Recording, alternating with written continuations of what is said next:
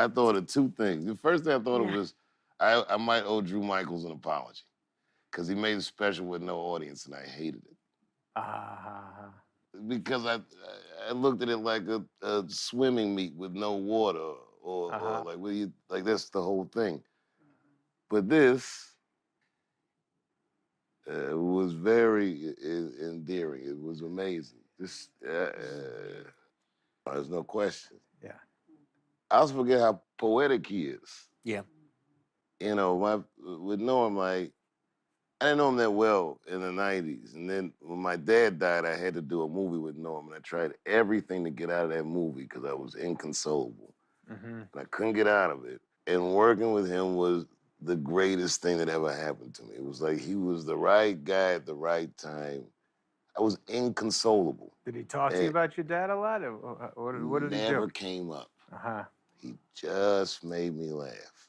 Yeah, right. He just, you know, and it was, you know, wistful and musing. And you know, Norm is, you never knew he was setting something up or not. We were just hanging out, and all of a sudden it'd be like this punchline out of nowhere. But it started to become like work was like a church I go to. Like I couldn't wait to get to work and just hang around this guy. Sweet, and I knew he was special. Yeah. And I've known people for years and years that didn't make me laugh as much as he did in that 8 or 10 weeks. So he's like a real special person to me. And the way he's funny, I just never seen someone get at it like that. And I feel like he landed the trick. Yeah, His timing is like a drummer's. It's like a jazz drummer. But what would the timing have been with an audience? Still perfect? I can't tell, you know. He's so nice with it. I feel like it looked like it was supposed to be that. I can't, it's hard to explain. This is like listening to a good book on tape. Yeah, it's really... Yeah, that's good. It reminds me of what I liked about him. He's a soothing person to be around. Yeah, gentle. There's something about... My favorite comedy it's counterintuitive, makes people feel safe, like everything's gonna be all right. This guy was, in a weird way, reconciling his mortality hilariously in front of us. And ironically, he's no longer with us. We're sitting in the aftermath of the life of Norm MacDonald, watching like him be incredibly alive. Like, How would those have registered in front of a live audience, do you think? Not one of the suckers' mother's tits would kill. Oh, well, that would have murdered. He had a bunch of things that would have murdered. Because,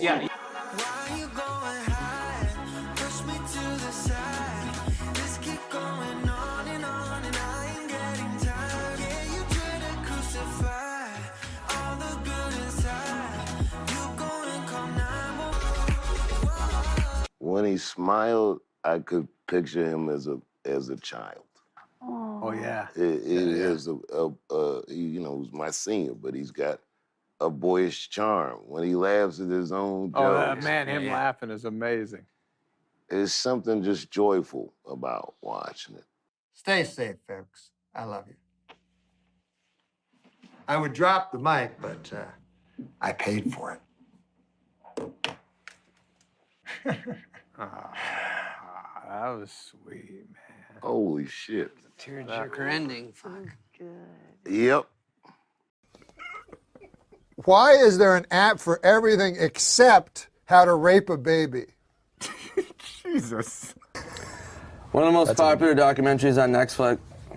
One of the most popular documentaries on Netflix is Jiro Dreams of Sushi? Jiro Dreams of Sushi. I've seen that. That's very good. That's a fantastic documentary. One of the least popular documentaries, Jiro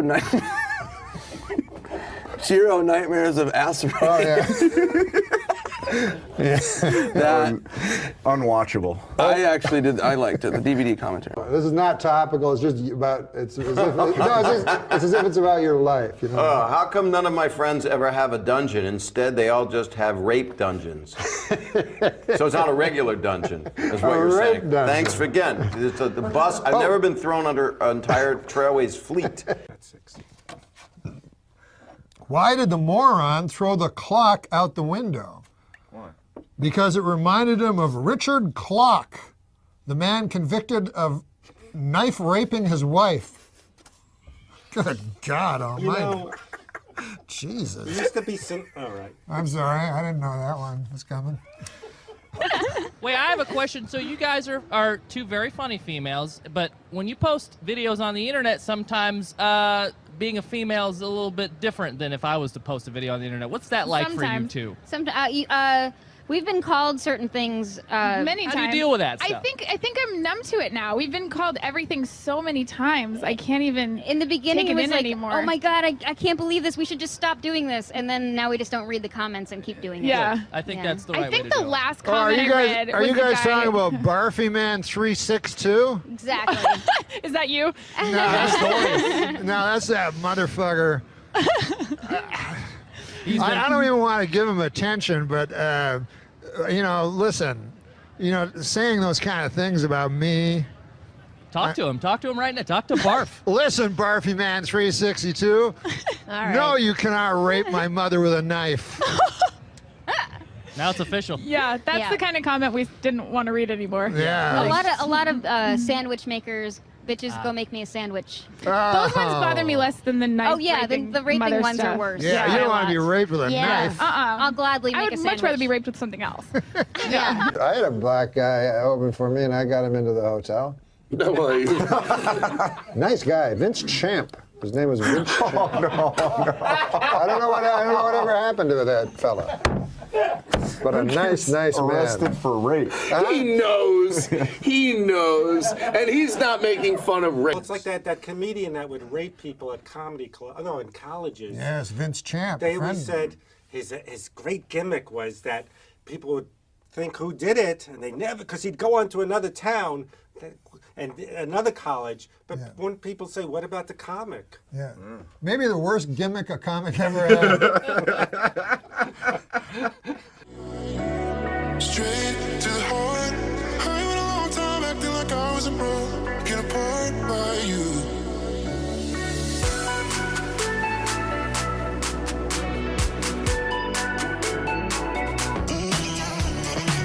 Michelle Greffy.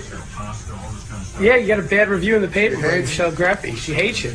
Yeah. What'd she say? But the New York Times loves me. But Michelle Greffy hates me. What's something Michelle said? She says, all the charm of a date rapist. But a date rapist has to have charm, right? That's true. A date rapist has to have a lot of charm, right?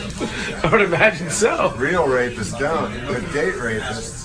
They have to have enough charm to get you on a date. They gotta get you on a date, exactly. He took your punchline. Sometimes you'd see guys, like I knew this guy, I don't know if have you ever met a guy who's like, you don't even understand it, but just gets women all the time, and it's like very mysterious. Yeah. Like, but like I know this one guy literally got a different woman every night. I'm not even exaggerating. I asked him what his secret was. He said he was a serial rapist.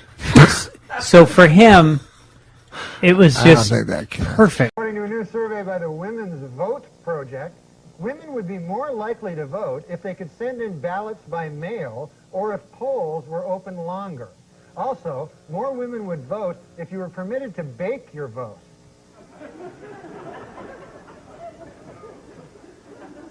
They like to bake. Hey, for the 9th consecutive year, Nick, JetBlue Airlines ranked first for satisfaction among all North American airlines. But you know what ranked least in satisfaction? 9/11 Airlines. What a terrible name for an airline. It reminds me of that tragedy. Oh, 9/11. Yeah, don't laugh at 9/11 again. PLO leader Yasser Arafat announced this week that his wife is pregnant. The happy couple said they really don't care if the child is a boy or a girl, just as long as it hates Jews. Male authors are obsessed. This is what, going back to I don't know, Updike and Hemingway, male authors have been, anyways, male authors do tend to be obsessed with female bodies. Male authors obsessed with female bodies. Going on and on about webbed feet and soft insulated. I'm sorry, that's male otters. No, Dave, no. Know why people are gay? You don't know. Do you know why you're heterosexual? You don't know why. No, I don't know. Wow. Maybe the abnormal gene would be hetero. That's true. Hey, maybe the normal gene would be those ladies that normal to be gay. That cut their cocks into vaginas. No, if you're looking to make it in standard television, you're not going the right route. You're not going the right route here. Once I get on Hulu. You're not sending this tape to CBS, are you? No, once I get on Hulu, the whole act changes. The president of ESPN says he quit the network because he was being extorted over his cocaine use. Cocaine also explains fuck it. Dressed up. Yeah, they told me to dress up for Comedy Week. Explain to the folks what Comedy Week is. You fucking retard. No, can you explain? Not really. This weekend, veteran news anchorman David Brinkley apologized to Bill Clinton for an election night commentary in which he called the president, quote, boring and uncreative. Admitted Brinkley, there was certainly nothing uncreative about the way you moved Vince Foster's body. The president's a murderer. You didn't know that? Well, according to a new Entertainment Weekly poll, 72% of their readers say they would not be offended if a TV show lead character were gay. Though that figure shrinks to 1% when these same readers are reminded that being gay can involve anal sex.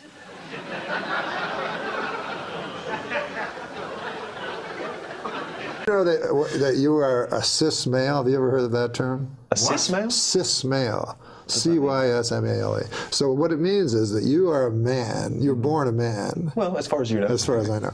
And you identify yourself as a man. Yes. That's a cis male. Now, I don't understand. Where does that... Is this a new phrase? Yes, it's a way of marginalizing a normal person. Say this first. I am a gifted but self-taught composer. Why don't you just wipe your mouth a little? Making me fucking sick. Chevy, In publishing news, Magic Johnson has received a $5 million advance from Random House for his new book entitled What You Can Do to Avoid AIDS. Chapter 1, Don't Have Sex with Me.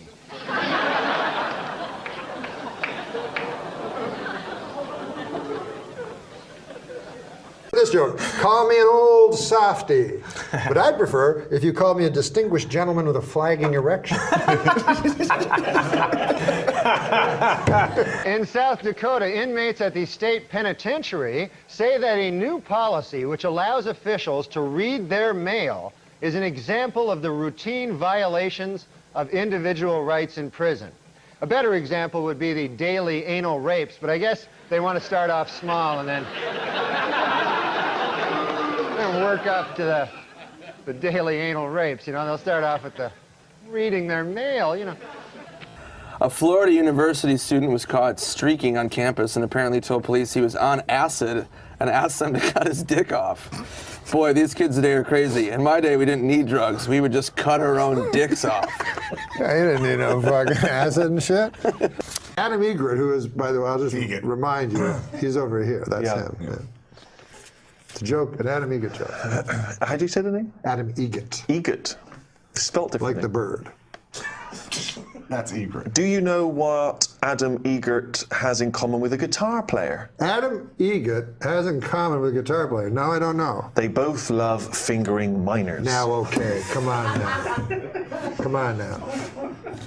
By the way, I've noticed the term adult toy always refers to something you can shove up your asshole and never like a big race car, like for a grown-up. Another good observation. Yeah. And finally, due to a change in policy, Amtrak employees will no longer be able to kick homeless people out of Penn Station based on the way they look.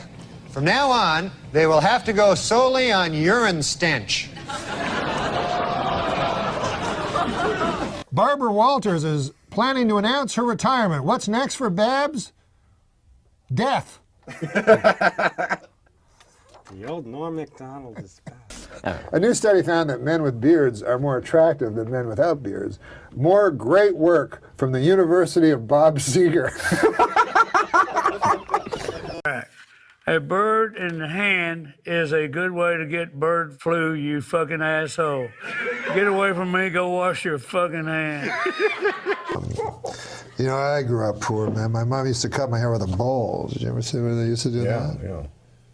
Which was bad enough, but then came dinner, and it was, she served a bowl of hair. That was him.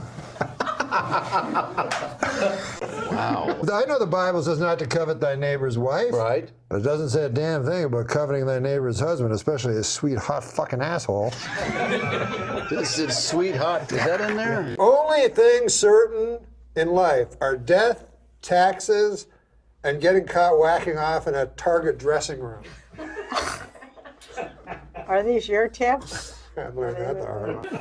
A new report from the CDC states that only 1/3 of Americans use condoms, while 2/3 of Americans are still pretty cool. Get out. Why do you get a good one? In Falls City, Nebraska, John Lotter has been sentenced to death for attempting to kill 3 people in what prosecutors called a plot to silence a cross-dressing female who had accused him of rape. Now, this might strike some viewers as harsh, but I believe everyone involved in this story should die. Rip all these from When Steve I Allen's die, I want to be cremated, and my ashes spread eagle and fucked hard, like a fucking real tramp. Wow, come on, man. Why did they make me say that? Wow. I wonder who's going to win this case. The mother of the 2 children, or the guy who had his penis twisted into a fake vagina.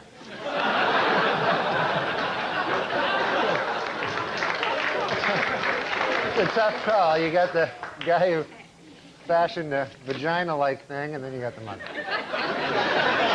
This one's more like a factoid. Danny DeVito looks like one of those guys with a short but thick penis. I realized in therapy, Carl, that I'm not afraid of dying. I'm afraid of living. Oh, no, I'm afraid of dying. Organist Ray Manzarek died this week at the age of 74. The curse of the Doors.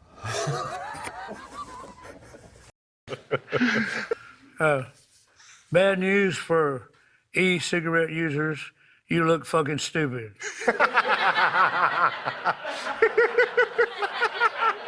I like this. I like the theme that this one has. A man in Taiwan reportedly cut off his own penis to win an argument with his wife. That reminds me of that episode of Everybody Loves Raymond, where Raymond forgot Deborah's birthday and had to cut his own cock off. I don't want fancy things or fancy schmancy things. I don't even want fancy schmancy wancy things or fancy schmancy take a trip to Francie things. What I want is wasting your time and mine.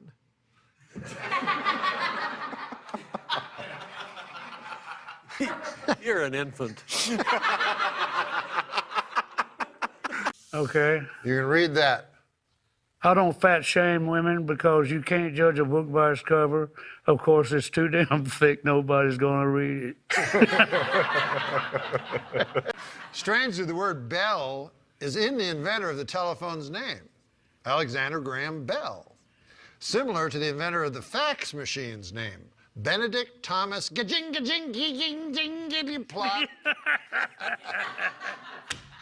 A celebrated fertility statue, which many believe has the power to make women pregnant, began a nationwide tour this week. The hundreds of women who claim it caused their pregnancies are of different ages, races, and religions. But they all have one thing in common. They are all dirty, dirty whores.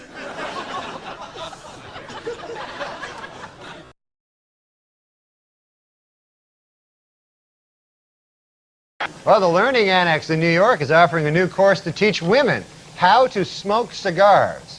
The fee to enroll in the class is $100. The fee to watch the class is $200.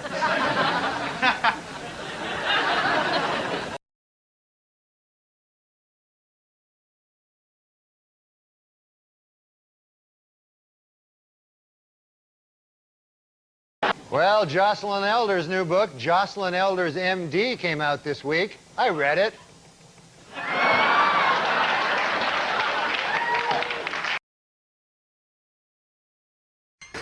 Hey, George Clooney may be a dapper fellow, dude. Don't forget, he whacks off just like the rest of us.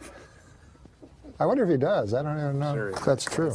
But let's face it, Kevin. No one's ever going to say, that guy is hung like a giraffe, unless his cock is yellow and has brown spots on it. In which case, who cares how big his fucking cock is? He has weeks to live. Now, I ain't saying she's a gold digger. You're not saying she's a gold digger. But she does have several shovels, picks, and panning sluices strapped to her burrow. Oh, well. Oh, how about this? College freshman Scott Damerow, Larry, set a new world record by using his head to bust 142 eggs, and he now officially holds a place in the Guinness Book of fucking retards.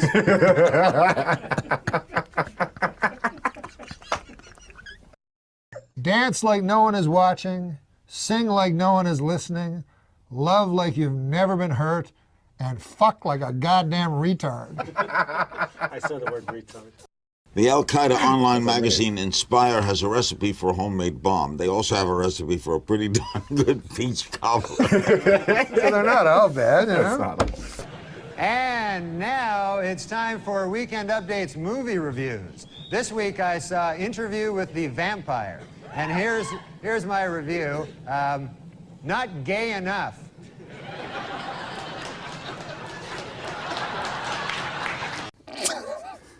This year's most popular iPhone game is Clash of the Clans. Clash of the Clan, the most popular iPhone game. The least popular iPhone game, Cut My Cock Off. Oh, my Lord. That's what you chose as the final joke? You chose it! Wednesday, NASA launched the Space Shuttle Columbia on its 87th voyage. This trip by the shuttle will feature the first spacewalk ever by a Japanese astronaut who will get to take in the unique perspective of Earth from space. Gee, I wonder if there's any chance he'll take a picture.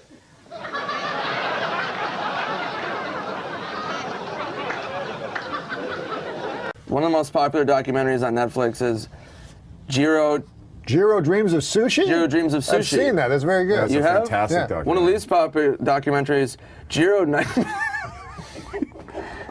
Nightmares of Asteroids. Oh, yeah.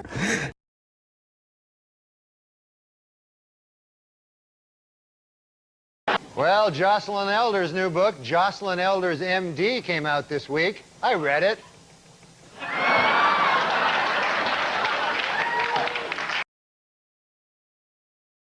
Your favorite religious movie? I loved Passion of the Christ. Did you? Although I will say I thought it was very anti-Semitic, because every Jew looked like fucking Lovitz. You know what I mean? They were all like, hook noses and stuff. So I could see the anti-Semitism. But what I liked was the incredible violence. But you know what was strange? Did they ask them, did you kill Jesus? No. Your favorite religious movie? I loved Passion of the Christ. Did you? Although I will say I thought it was very anti-Semitic, because every Jew looked like fucking Lovitz. You know what I mean? They were all like, hook noses and stuff. So I could see the anti-Semitism. But what I liked was the incredible violence. But you know what was strange? Did they ask them, did you kill Jesus? No. Well, listen to this. Catherine Zeta-Jones admitted she is bipolar half the time. She's deliriously happy. And the other time, she has to suck an old man's cock. That's dirty. Come on, man. Native Americans in upstate New York are trying to block plans to build a Kmart on the site of a Mohican burial ground. In addition, they were upset to learn that sales at this particular Kmart will be announced, "Attention Kmart savages." With just 2 games left before the playoffs, Kobe Bryant received a technical foul and uttered this phrase after returning to the bench. Now, hold on. In Kobe's defense, he was referring to Thai referee Pho Kang Phigot.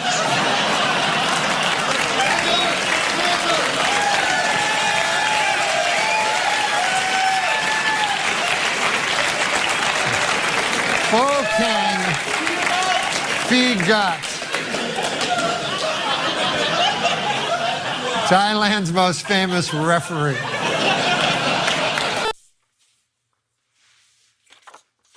To me, perfect sex is like a car wash. You start by lining up right and going in slow, and you finish when 3 Mexican dudes run up and furiously towel you off. Meanwhile, Furman, who was expected to face disciplinary action by the LAPD, may get off lightly. Under the terms of a controversial plea bargain, the charges against him have been reduced to, quote, 1 count of using the word darky. A new study shows that most men can identify a gay man by his face alone. It's the face that's buried in another man's asshole. Pain and Gain, the new movie directed by Michael Bay. Reviewers are calling it everything from shit to fucking shit. While in the hospital, Michael Jackson had his room specially decorated with 2 huge photos of Shirley Temple. But don't get the wrong idea here. Michael Jackson is a homosexual pedophile.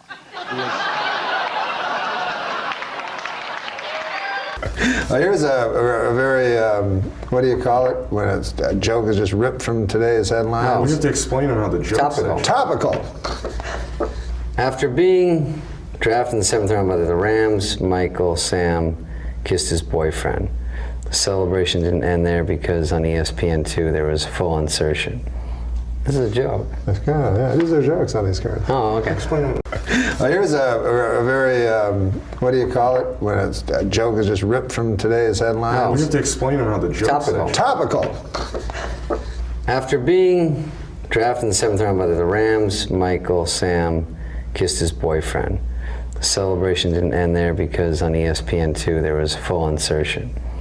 This is a joke. That's good. Yeah, these are jokes on these cards. Oh, okay. Explain. Michelle Obama has booked a cameo on the ABC show Nashville. With this and her appearance on iCarly, I think Michelle's ready to start appearing in films. May I suggest my favorite film series, Black Ass Fuckers? It's actually... Police in New York investigating the deranged homeless man who attacked a girl with a hypodermic needle have made a shocking discovery. He's Mickey Rourke.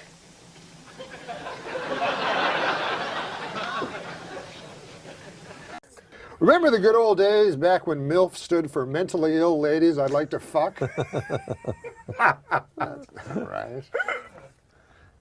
Remember the good old days back when MILF stood for mentally ill ladies I'd like to fuck?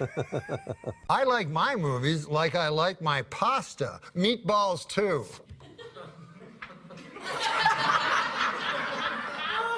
Okay, go ahead. When Mozart would sit down to compose, this would be good for your son. Okay. When Mozart would sit down to compose a new piano concerto, he'd first pause, close his eyes, and say to himself, I better make this as hard as fuck to play.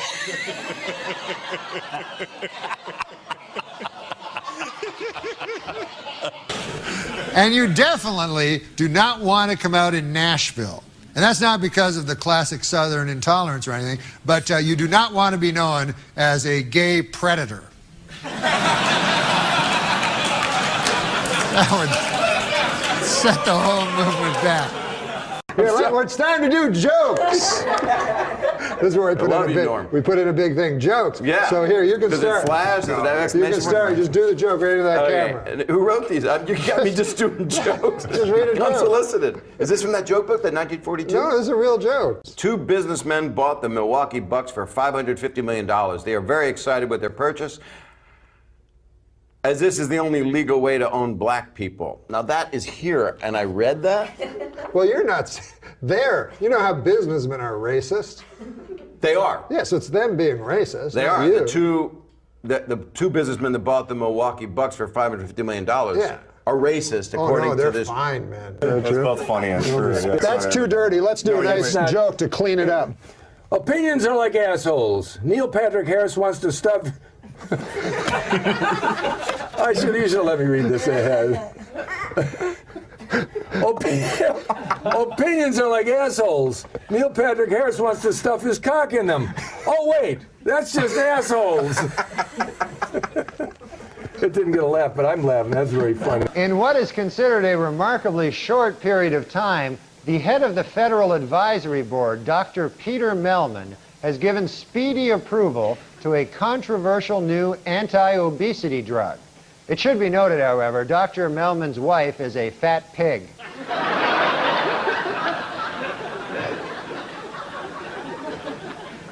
According to retailers, the most popular Halloween mask this year is O.J. Simpson.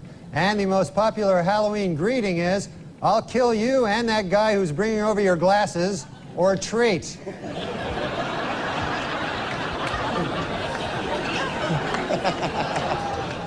Pakistani father stoned his daughter to death for marrying a man of her own choosing, which means Pakistan's tourism board is going to have to find a new slogan to replace "Come to Pakistan." 3 whole days without anyone being brutally stoned to death by her own father.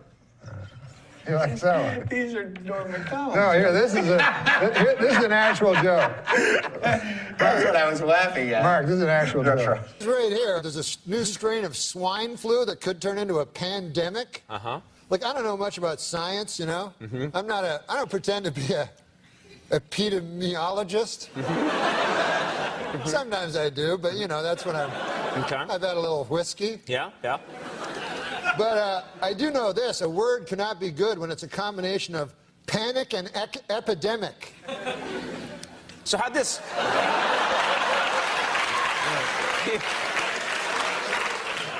You say this didn't go well last night. Well, no. In a recent interview, tenor Luciano Pavarotti says that he is so in love with his new girlfriend that he likes to run nude on the beach with her. Read all about this in this month's issue of Things That Make Me Vomit.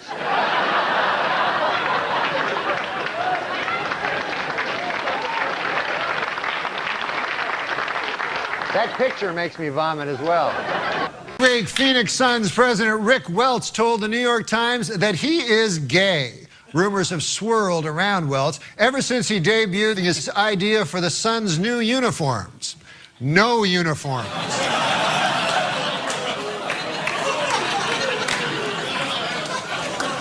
In a heartwarming gesture, the entire Suns team rallied around their president and blew him.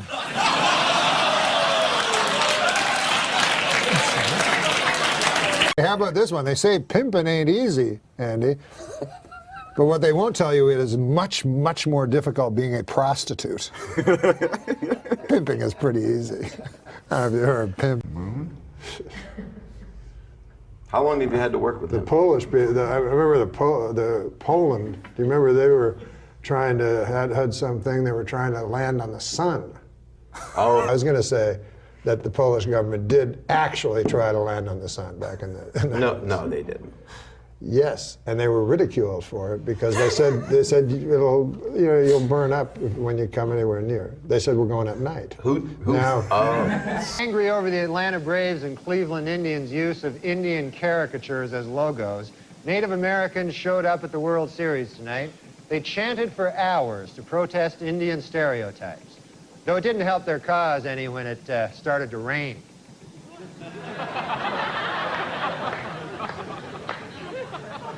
Hey, listen, man, a lot of people talk about masturbating to the Sears catalog when they were younger, you know? Yes, I've looked through them. You know, because nowadays with the porn and everything. But I'm a lot older than that. Back in my days, you actually had to go to a Sears store and fucking whack off. To the mannequins. Nobody tells me what I can or can't eat, least of all some guy whose job is labeling packets of silica gel. Do you know what silica gel is? No. I feel the same way about slaves as I do about shirts with flame patterns on them. I don't want to be friends with anyone who owns either of them. Another funny and true one. Thomas Edison invented the light bulb, but I invented the light bulb up my ass. I think women are more intelligent than men.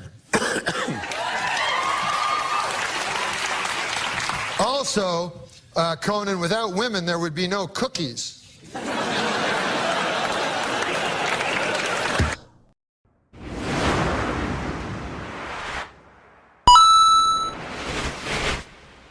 What's your favorite 'Cause you curse can word? edit it or whatever. Yeah. Oh yeah. Well, yeah. Well, Yeah. what favorite curse word? Motherfucker.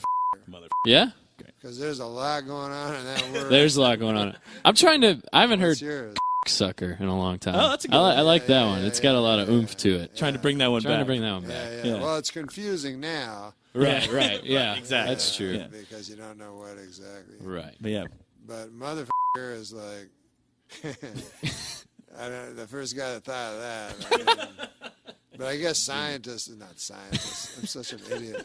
Curse word scientist. But psychiatrists say you want to your mother, and you know. Yeah. You know when you hear these things, you go, Yeah. It's just why unpleasant. is it that grosses me out? If that's true, Yeah. why is it that me and all my friends are completely grossed out if we want to our mothers? Plus, why are we not our mothers? Like, you know what I mean? Exactly. Oh my God. Next one. Well, those are the motherfuckers that fucking introduced crack into my neighborhood last month. Do you have a crack problem? Well, now I do, because those fuckers introduced crack into the neighborhood. You didn't read the book? No, but I heard it. Was Yeah, you heard it pretty from good. me, because I read it. God damn, That was this a word you kept motherfucker. using, right? I mean, no offense to him, but he's a good guy. He's a good guy. I fucking people, you gotta listen to Lenny Bruce. So I get an album, I can't sit through the motherfucker. I don't know what the fuck he's talking about. Garfield the cat. The motherfucker doesn't think I know about every fucking episode of Okay, talking earlier to you in the hall, and I said, I remember the first time you fucked up. He begins his little press conference by apologizing for Get Smart. And I said, I like this motherfucker. She didn't know who he was. You fucked it up. God damn it all, motherfucker. See, you don't even have your own stories. You take other people's stories and fuck them up. I'm fucking with you, buddy. I got you, you motherfucker. No, I think you'd be very awesome at that. And because I miss that one-on-one that Bob Costas, you know. Yeah, me too. And you don't see it anymore. And Charlie Rose is not really that. Oh, well, he's not interviewing right. some guy you don't know. Right. I don't want to see that fucking guy, some Belgian motherfucker that wrote a book. I'm scared of letting go, go. I'm scared of letting go, go. I'm scared of letting go. I'm scared of letting go of everything in the past. I'm scared of letting. Son of a bitch, motherfucker! Huh? You sleep with my fucking wife? You're my best fucking friend, Adam. God damn you, motherfucker! Where did you start comedy, Norm? What if all my questions were so formulaic? What makes Norm MacDonald tick? We'll find out. We'll be right back after this. What's your favorite curse word? Larry King is interviewing now. You got to watch him because you got to watch. Have you done Larry King? I did him as from his news and views. But on the Larry King now, you can notice he's getting really old, and he's like seen everything. Like he's interviewed everybody, and he's desensitized to everything. So like there'll be a guy on anyways, my son went missing and died. And Larry King goes, they say there's nothing worse than burying a child. Paul Newman told me that. But no, like, emotion at all. With that, they say there's nothing worse. Oh, can you put a little love in that? The first death, always the worst. Just a grisly. Oh, but he's seen it all. Who used to say that he could have? Dana Gould used to say that. Superman. Dana Gould used to say his guest will be like, today on our first half hour, we have the President of the United States. And then coming up later, Charo. or like Dana used to say, who is it? The Lamb Chop and Jerry Lewis. There was one guy, I don't know who it was, but he had Larry King, and he had Superman as the guest. It was like, Superman, one word, kryptonite. How long ago was this? I don't remember who did that. He is the greatest to watch, though, isn't he? I like watching him, actually. Is that wrong? I still think he's pretty good. I actually did something for CNN.com, and it was in the studio where he does his show, and I couldn't believe how, chintzy his studio seemed. It was just a desk and nothing. It's nothing. It's a desk and then the... Yeah, it's so bizarre. I'm like, wow, it's almost like he's doing a radio show, you know? Like, this is much nicer than his studio. For sure. That's what Rickles always goes. He goes, you see him now, you know, he goes, he's interviewing Netanyahu, and then later he's with Bill and Bill from Wyoming. Sid from that neighborhood, Nate now. You know why I like Larry King? Because he gets Don Rickles, and that says somewhere deep down he gets it. Oh, definitely. And I always think, doesn't it seem like when he has Bill Maher on and when he has Jon Stewart on, that he likes them and agrees with most of their views? Yeah. Doesn't it seem like that? Yeah, definitely. Jimmy? I don't know. I don't really watch a lot of the Larry King, but me neither. He seems like a nice guy. I don't know. He was one of those guys when he was on radio. He was like Tom Snyder. I listened to him on radio. Yeah. I liked him on radio. And on those old broadcasters on radio, it's like they knew everything. Yeah, and then he would rant a lot more on the radio. Like, he was more interesting, and then now it's just he's more of just a bad interviewer. Right. Like, one time I saw him interviewing Friends. Like, I guess his thing is that he doesn't prepare, so he's like he's asking questions like the common man would think. Right. So, but it really hinders him because then he doesn't do any homework. Like, he had the cast from Friends on, which is a show he obviously had never watched, and he's like, "You, what's it like working with all these people?" That's hilarious. You. I'm like, you can't. It's Courtney Cox. So do you think when Jerry Seinfeld got a little upset or hurt or whatever it was, there was some legitimacy to that? Do you remember that? No, tell me what happened. Do you know? I mean, I know, but my version might be blurry. So if you have a better, well, he said something about now that your show got canceled, or something like it got canceled. Am I wrong? No, you're. I don't want to give the bad version of it, but Jerry was like, Larry, my show was on for 10 years. You do know that, don't you? Oh yeah. Right. We weren't canceled. We went out #1. And he said Larry that King's like, well, it's off. Yeah, something like that. But Larry King probably just forgot. Lasted how long? 9 years, 180 episodes. You gave it up, right? I did. So. They didn't cancel you. You canceled them. You're not aware of this? No, I'm asking you. You think I got canceled? Are you under the impression that I got canceled? Have I hurt you, Jerry? I thought that was pretty well documented. Is this still CNN? Don't most shows go down a little? Most people do also. But... Yeah, no, I went off the air. I was the #1 show on television, Larry. Do you know who I am? Jewish guy, Brooklyn. Yes. Okay. 75 million viewers last episode. Boy, you don't take it so bad. Well, that's the big difference between being canceled and being #1. Okay, I'm sorry. We'll be right back. Jeez. B-movie opens...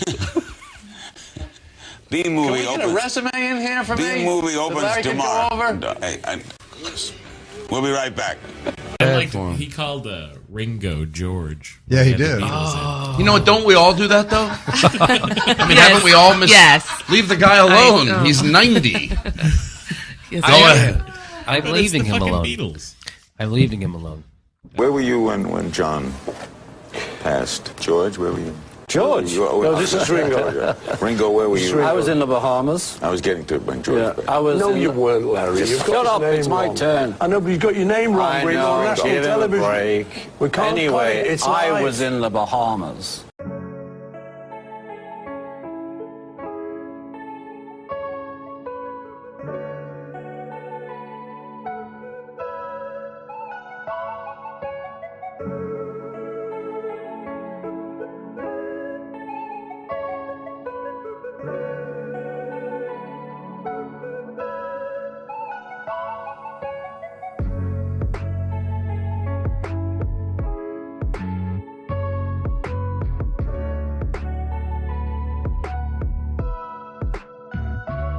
So, Jenny, what month was your issue? Quoting Churchill. May of 08. Who was on the cover? Do you remember? It was a Russian girl. And my nickname's Genocide, so I think that was kind of funny. What? What? What do you mean? Is Genocide giving her comedy fucking advice? Why is that? It's funny because there was a genocide. In Russia? Only about 70 years ago. Against the Russian people. Who still lives? But me. That's not a You genocide. first. You check it back. No, it was it wasn't a complete genocide. What do you mean? No, it was. Well, Stalin was a mass murderer.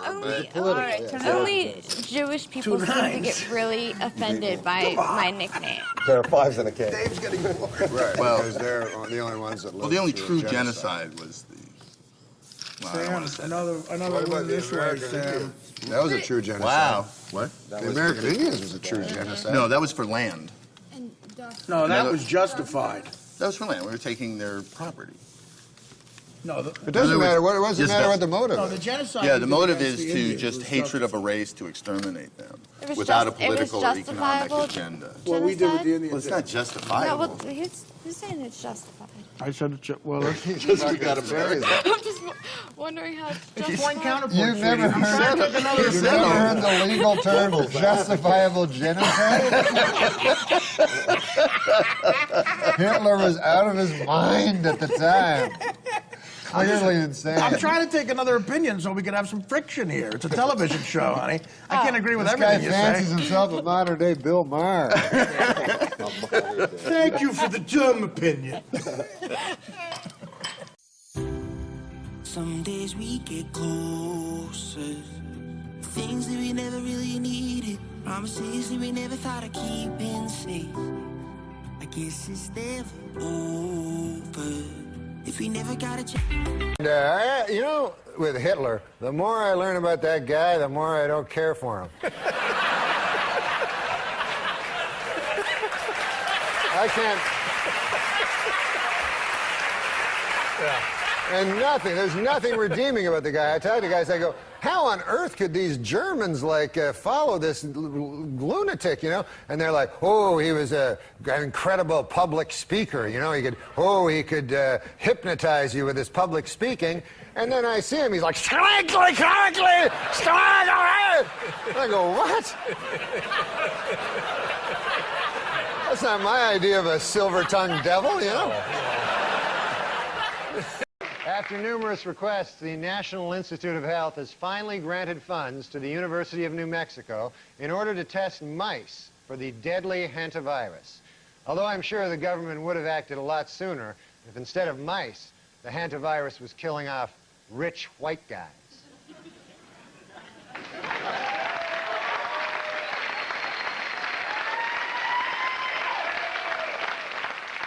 And in Brunswick, Maine, an outbreak of the deadly canine parvovirus has led to the local Humane Society killing many of its dogs.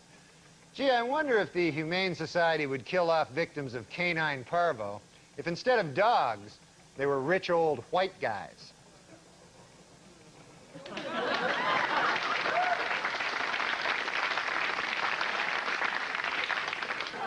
Wildlife officials in Maryland say that increased hunting will be necessary to control the state's black bear population.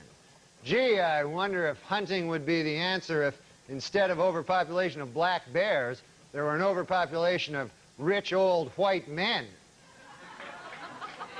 Yeah.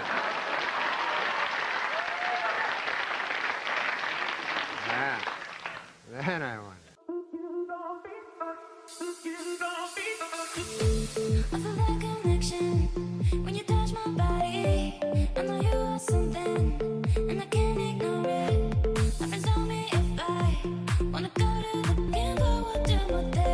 This is cool. So the news, we're going to talk about the news. So we have business news. Facebook founder Mark Zuckerberg is facing a $1 billion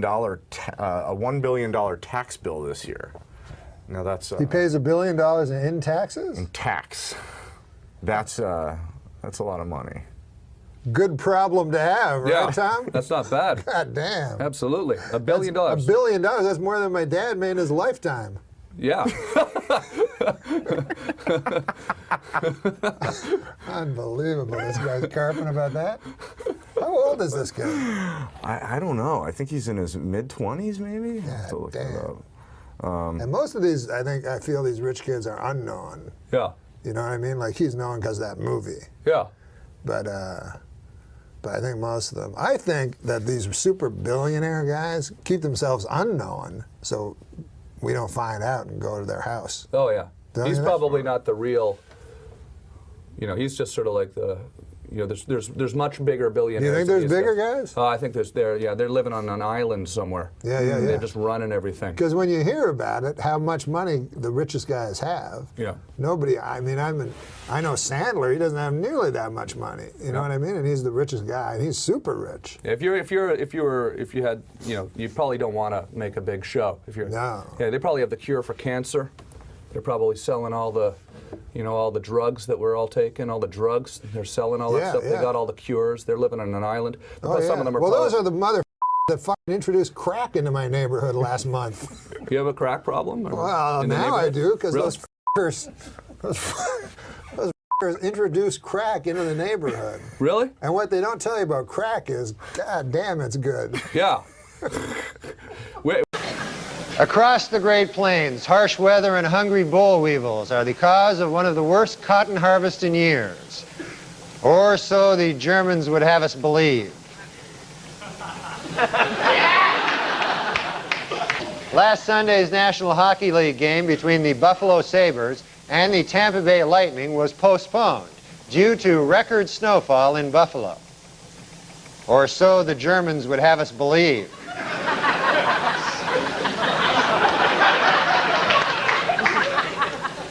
This year's lack of snow in Alaska could help generate a surplus of moose next year, because deep snow makes it harder for moose to search for food, which leaves them more vulnerable to wolves. Or so the Germans would have us believe.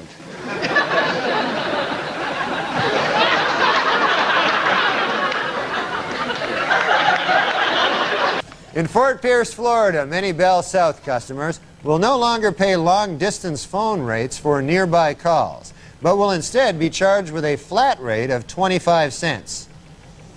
Or so the Germans would have us believe.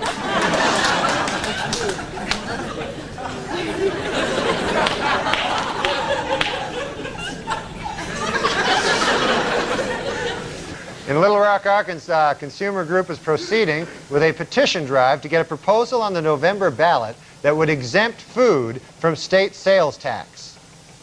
Or so the Germans would have us believe.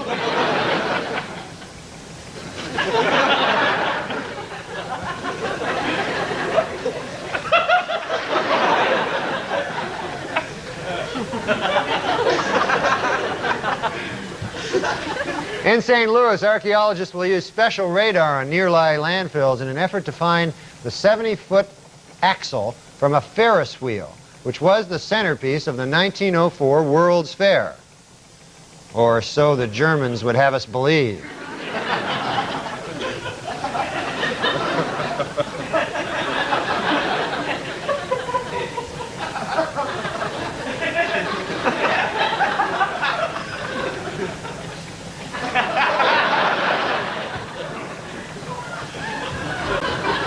And finally, last year, German Shepherds were rated the nation's most effective police dogs by far, sniffing out more than $100 million worth of illegal drugs. Or so the German Shepherds would have us believe.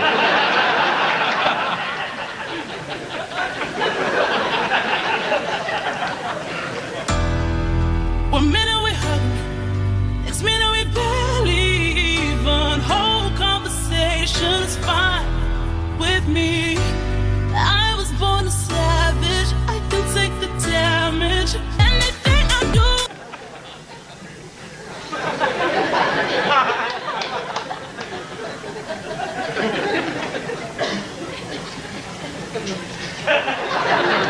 Oh, technical glitch of some sort there. What are you still toying with the idea of the puppet act, or were you telling me? Oh, no. What, you want to hear that guy? I just remember you telling me you were working on a ventriloquist act. Yeah, we don't call it puppet act, but thanks a lot, man, for the respect. The new thing is, as you call it, the puppet act. We call it ventriloquism. Oh, I'm sorry. It's like I didn't want you to be slumming there. It's kind of postmodern ventriloquism, where the act almost talks about the non-existence of the, he cops to the fact that it's an inanimate object. You've heard that. A reductivist approach to it, Yes. actually. And they've also, I've noticed, they've exchanged, they used to just have the wood, like your joke would work, the lathe, back in the late 70s when you told it, right? But now, they've replaced the Charlie McCarthys with these giant, much more likable Muppet-type characters. Oh, right. Right, so it would be like because they found they were making too many movies where the where the antagonist of the film was a ventriloquist dummy. Nothing but pure evil. Right. So then the ventriloquists were going, oh my God, this is not going to be good for my act. The malevolence factor. So they went to sort of a sleeping bag with a face on it, the big plush thing. That's what it looks like. Uh-huh. But no, Rusty's wood, my guy. Wait a second. Saberhagen, you have to isolate that quote. That is going to be played regularly on this show. Rusty's wood, my guy, is the funniest thing I've ever heard. Yeah, man. Oh, tell me about Rusty. Hey, what, another guy canceled? I don't know. What's Rusty look like? What, Rusty? I know, I'll get him out of the bag in a minute. But listen, man, it is Well, listen, Norman, I can't tell you how good it is to hear from you. You know I think you're a genius. Wait, you know I love you. Wait, is it over? Well, I haven't played a commercial yet this hour. And No, but are we going to do another bit after the commercial? Can you stay? Hold on, man. Let me ask Rusty. We'll be right back with the guys on the Dennis Miller Show. Starring, is his name Sandy? Rusty. Rusty. Rusty. How many puppets do you have? I got 3. 3 in the bag? Yeah, I got them cheaper because there were 3, but these are not cheap. I paid a pretty penny for them. Mm-hmm. Like one of them worked with Paul Winchell. This guy was a fortune, and then he's one guy. Rusty's the main guy, and plus I got a book. To do it, Hold on a sec. What the? That's just Gervitz phoning. He's phoning to ask me if I'm on with you guys. Should I take it?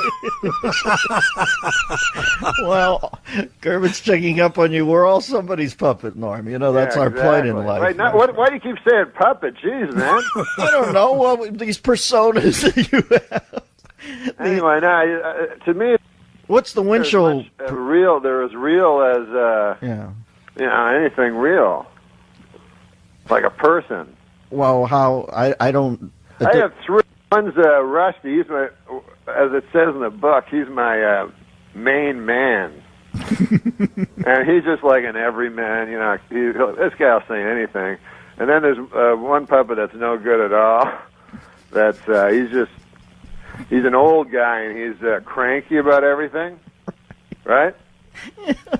But also he doesn't believe the Holocaust happened. He's like the worst puppet character ever. Like and never want. I never want to talk to him. I never use him because it always comes back to that. It's not Steve in Vermont. The puppet isn't Steve in Vermont. No, he's the worst, man. The guy's just, first of all, he's playing wrong. He's not like an evil guy, just ignorant. Like old men will be. But anyway, and then the third one's Richard Nixon. Actually, you can talk to any of them. I don't care. I know. I'm not talking to old man Jenkins. I am not a puppet. Thank you, Norm. Norm, the last time I talked to you were working with a puppet. Does that still hold true? Why? They're not called puppets, man. Oh, I'm sorry. What are they? Ventriloquist dummies. And even that is a little apathetic. But what would you imagine they'd like to be called in a perfect well, world? I call them my friends. Yes, of course. My friends in the bag. Christian wanted me to do this, but I don't know where that bag is. What were some of the puppets? Who was your rat pack in there? I had my regular guy, Brad. He's just my buddy, you know.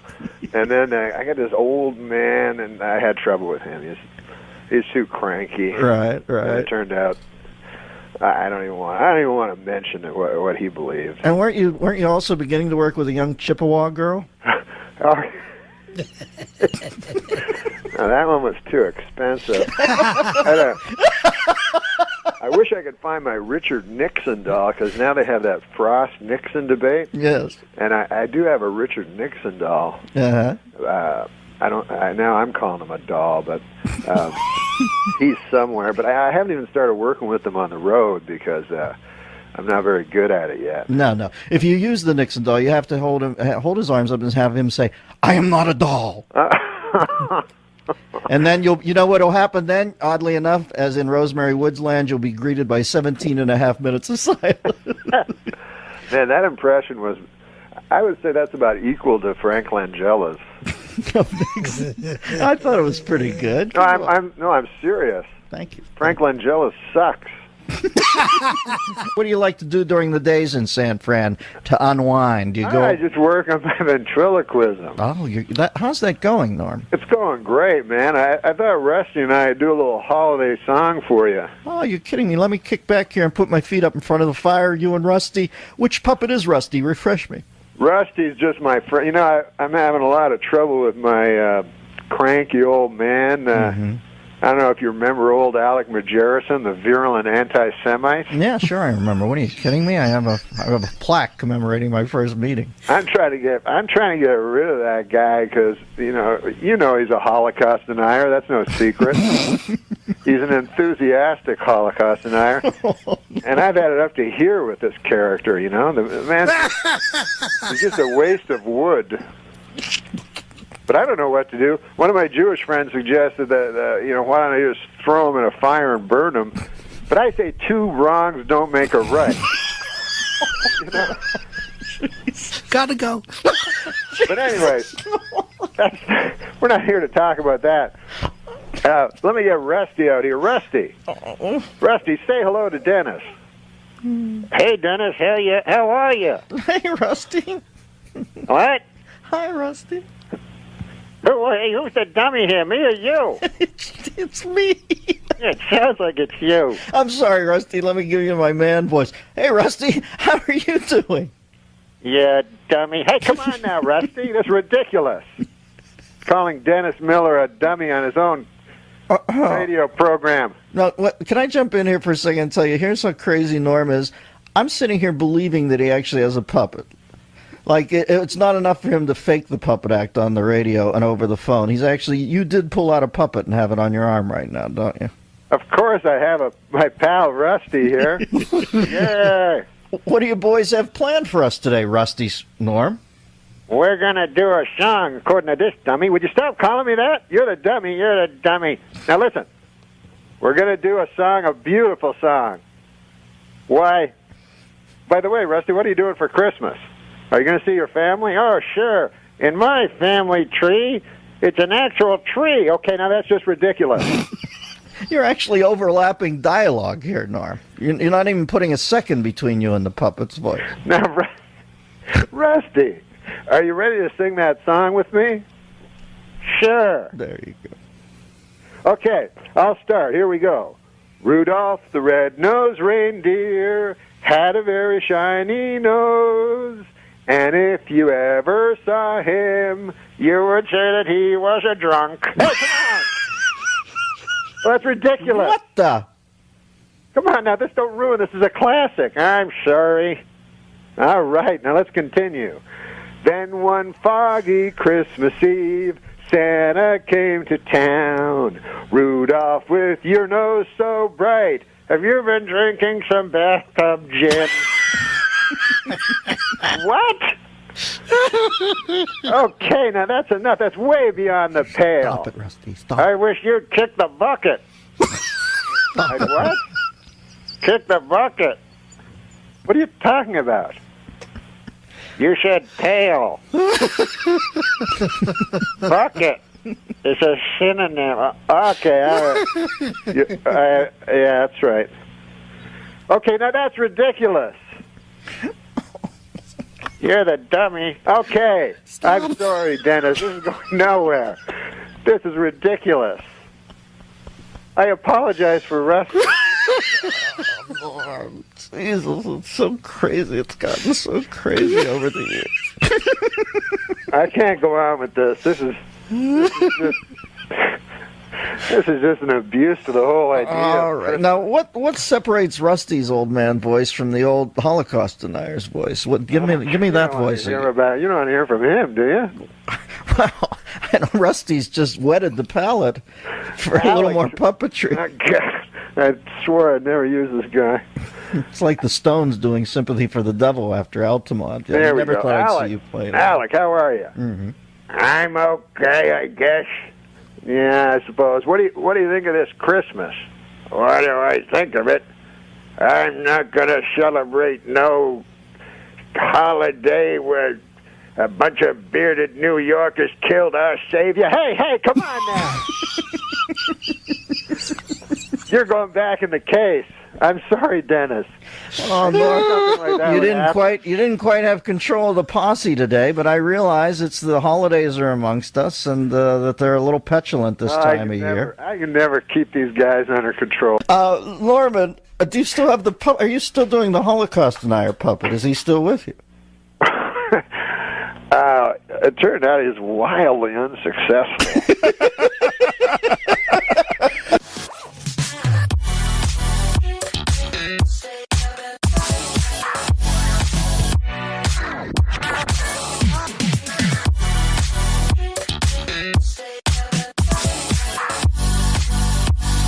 Meanwhile, on the men's side of the French Open, Novak Djokovic continues his domination.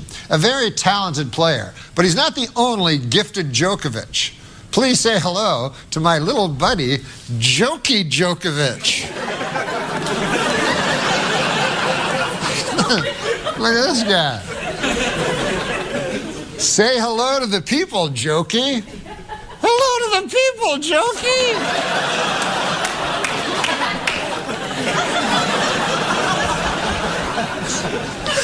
Well, now, come on, Jokey. Listen. Your cousin Novak Djokovic, why, he's certainly doing well. How are you doing today? Not so good. I got a bad case of tennis elbow. What? Well, I'm sorry to hear about that. It's better than a case of tennis balls. Oh, come on. Jokey. It's ridiculous. People didn't come here to hear that kind of nonsense. Now keep it clean. Okay. How many tennis players does it take to change a light bulb? Well, that's a very good question. I don't know, Jokey. How many tennis players does it take to change a light bulb? What do you mean the bulb's out? It was in! Oh, Jokey. That's Let's talk about you now. Let me ask you something. Yes, Another guy from Canada has come and invaded show business here in the United States. With an acerbic wit.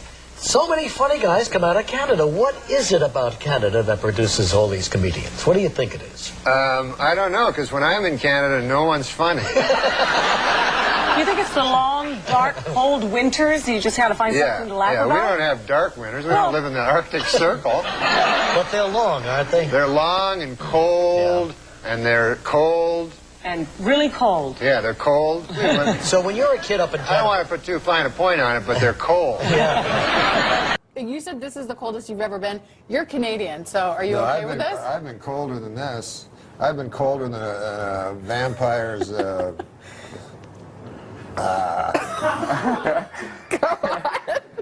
on. That's like We're an waiting. 8 a.m. joke. We can do it at 7:19. The stage is yours. Are you drunk? Because all you did was ride a cooler and you're sweating. I am. Well, it's hot it's hotter than a $2 Well, he's pistol got like in here. 12 layers on, I Yeah, think. I thought it was going to be really cold. Well, you're from Canada. This should be springtime for you. No, I know I'm from Canada, but I'm still a human being. Like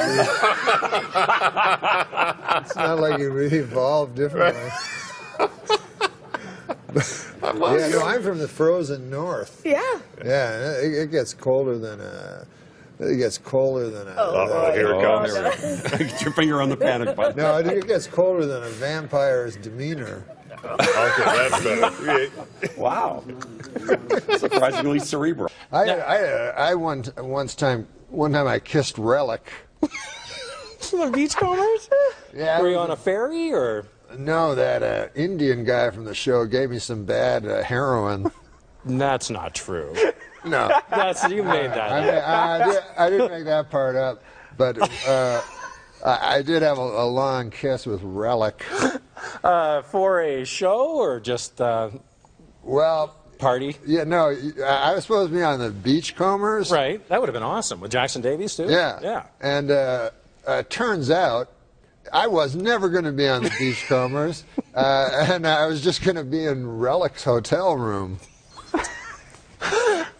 What, were you in Vancouver? Yeah, I was in Vancouver, and I'm like, this is going to be the greatest. I'm going to be, I was supposed to be like the new breed of the beachcomber and everything. That's what Relic said. So this is a next generation beachcomber thing? Exactly. Okay. Beachcomber the next generation. Relic was supposed to be the executive producer, and he'd make occasional appearances. This is what he told me in his hotel room. Come on. This didn't happen. No, it didn't happen. Okay. I got to read this book. Sean. Hey, I should put that in the book. You should. I know there's a couple generations maybe between you two as comedians. Looking at a couple. Watching Norm over the years and some of the characters, what's it like being alongside one of the best? Oh, it's great. I mean, I love Dirty Work, and I love Saturday Night Live. And then I worked with Norm. He was my boss, my first boss in Los Angeles. Yeah, Sean's awesome, man. Future of comedy. If you show this clip like 10, 20 years from now, you're going to go, who's that old guy talking about, who the hell is Relic? I love that I'll story. be like Relic, and he'll be like me, like 20 years, when you look at this in the fall. In Canada, it's different. Like here in the States, you vote for the president, maybe you vote for the wrong guy, a war happens. Right. In Canada, it's not like that. You go, like, what's the big thing? Should they make that bridge? Right, that's the biggest. Yeah, so it doesn't really matter. So it's, It's too much we're pressure. very inconsequential, Canada. Yeah. Last time I performed here at the Just for Laughs Gala was 25 years ago, and I did so well, they invited me back. So that was nice.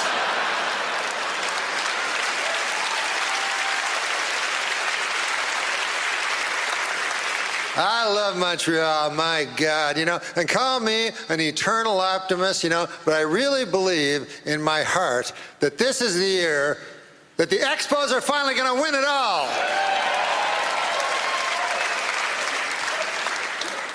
Montreal, famous for a lot of things, one of them being the greatest strip clubs in all of the world. Yeah. Last night, are you aware of Club Super Sex? Yeah, so last night I went to Club Super Sex. I chose the soup. Big mistake.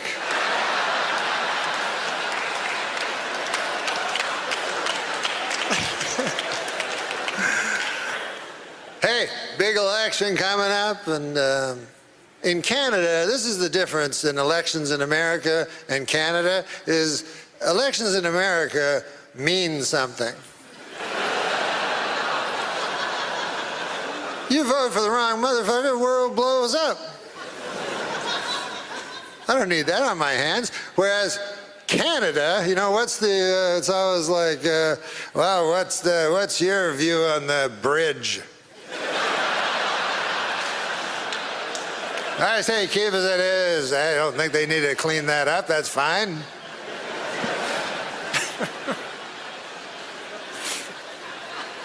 It was easy when I was young to vote because it was simply, you just didn't vote for the French guy. It couldn't have been an easier choice.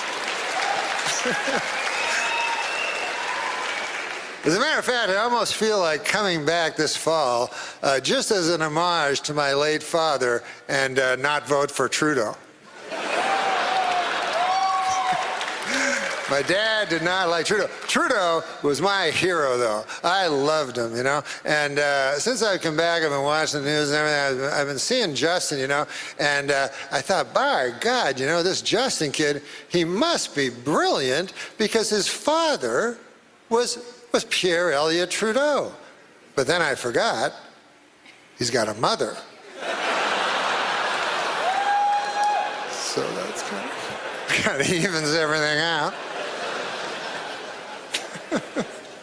You know, what's also different in American and Canadian elections? In America, you get to vote for the President of the United States, and in Canada, you vote for some motherfucker who lived down the street. In your riding. Whatever the hell that is. So then, that guy, he goes to the House of Parliament, you know, and he's like, oh, wow, this is big. And then the speaker's like, all right, well, what are we going to talk about? Anybody want to bring an issue? And then your guy's like, yeah, I just, our bridge ain't looking too good. The speaker's like, what the fuck are you talking about? I go, no, I'll sit down. Sorry about that, I just... I'm scared of letting go. I'm scared of letting go. I'm scared of letting go. I'm scared of letting go of everything. Thank you and good evening. I'm Norm MacDonald, and I could not be more excited to be here. You know, when I was asked to host the Canadian Screen Awards, I called my good friend Chris Rock, and I said to him, I've got some great news, Chris. I'm going to Canada. And he said, I've got some great news, too. I'm hosting the Oscars. What are you doing in Canada? And I said, you know, visiting some family, friends. The usual. We're coming to you live from Toronto, or as you cost-cutting location scouts call it, New York City. Never has there been such an assembly of great Canadian talent in a single location that did not have to be Zambonied first.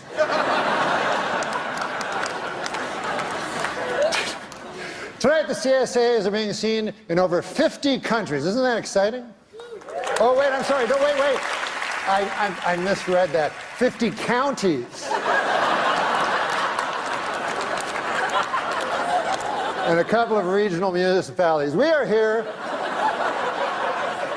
to celebrate nominees for their wonderful work in Canadian cinema and television, which is a lot like celebrating the Northern Lights. You probably haven't seen them, but you've heard they're amazing.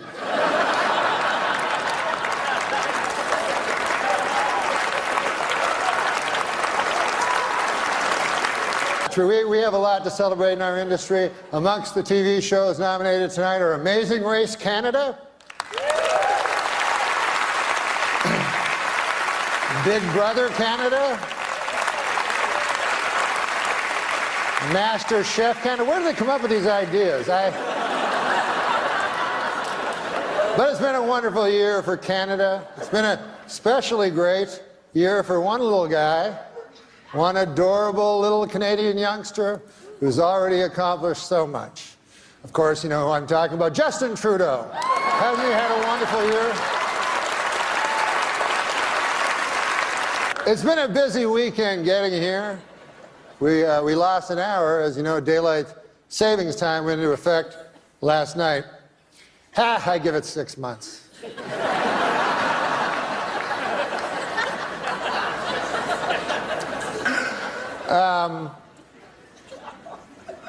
Well, we're going to start the show, but I was... It hasn't started yet. You didn't know. I saw a wild look of alarm cross your eyes.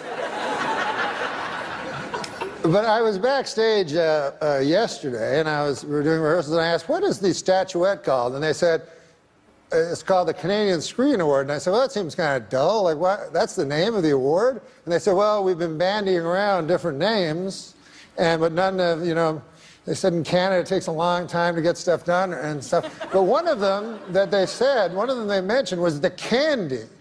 And I think John Candy, I mean, who doesn't love John Candy?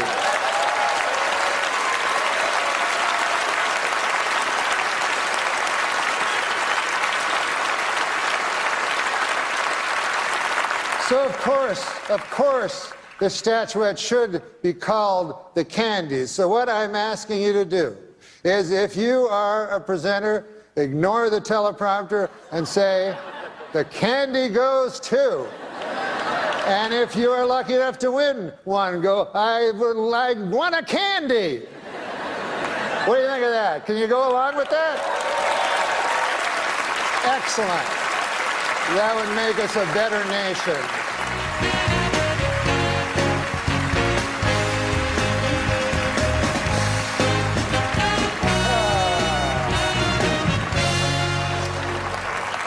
I am not here to upbraid. However, I think I made it quite clear that these awards should be referred to as the Candies. A 9-year-old child knew. Are you so burdened with this preposterous technology?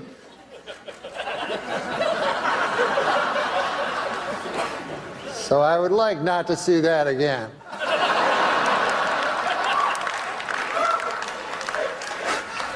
You know, backstage I was thinking how different things are since I moved to the United States. You know, now I'm in the United States. One thing I've noticed about films, I don't like foreign films anymore. You know? They're all like artsy, kind of not my cup of tea. But when I grew up in Ottawa, by God, I loved foreign films. You know, Star Wars, Smokey and the Bandit. Do you remember that one?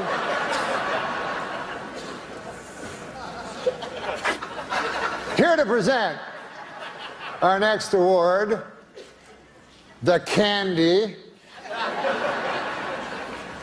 And this will be the end of my upbraiding, I hope. George St. Kitts and the Candy Band. Who can take a sunrise? Come on, guys. Sprinkle it, but they can't. Well, whatever. Well, our next presenters are political people. And it made me think, because I was just told Cape Breton Island, I don't know if you know this, but they are offering sanctuary to anyone that lives in America after Trump is elected president by a landslide.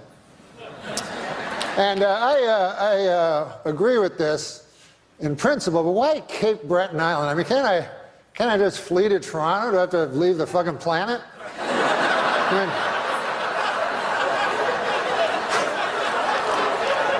I just go to Baffin Island while I'm at it.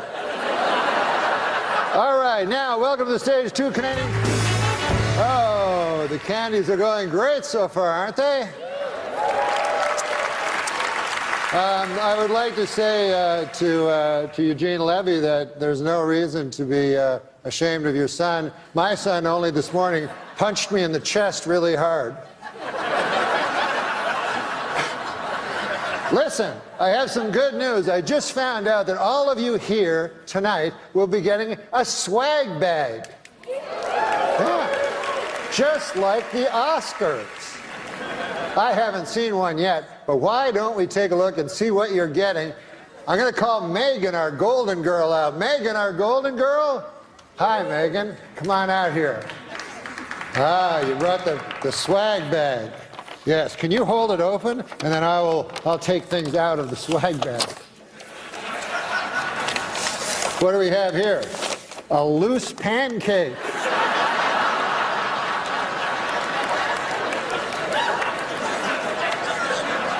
What else we got here, Megan? We got, oh, this looks cool. It's a CD, you know what they are? of Nelly Furtado singing all the national anthems.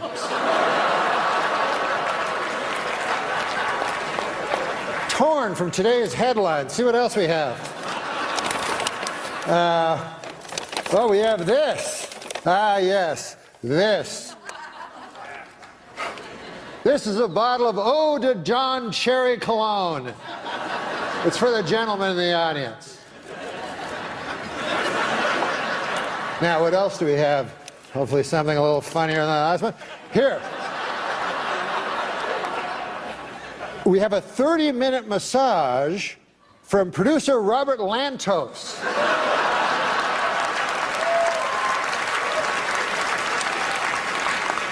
Don't try to go for 50. You only can hit 30. And then what else do we have here? Oh, a curling stone. You know what these are made of? I always took them for granite.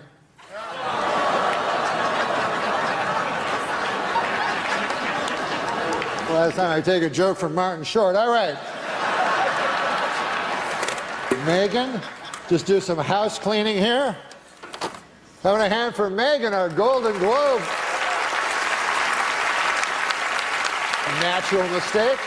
All right. Listen, guys. For some reason, I've been told to stretch. So,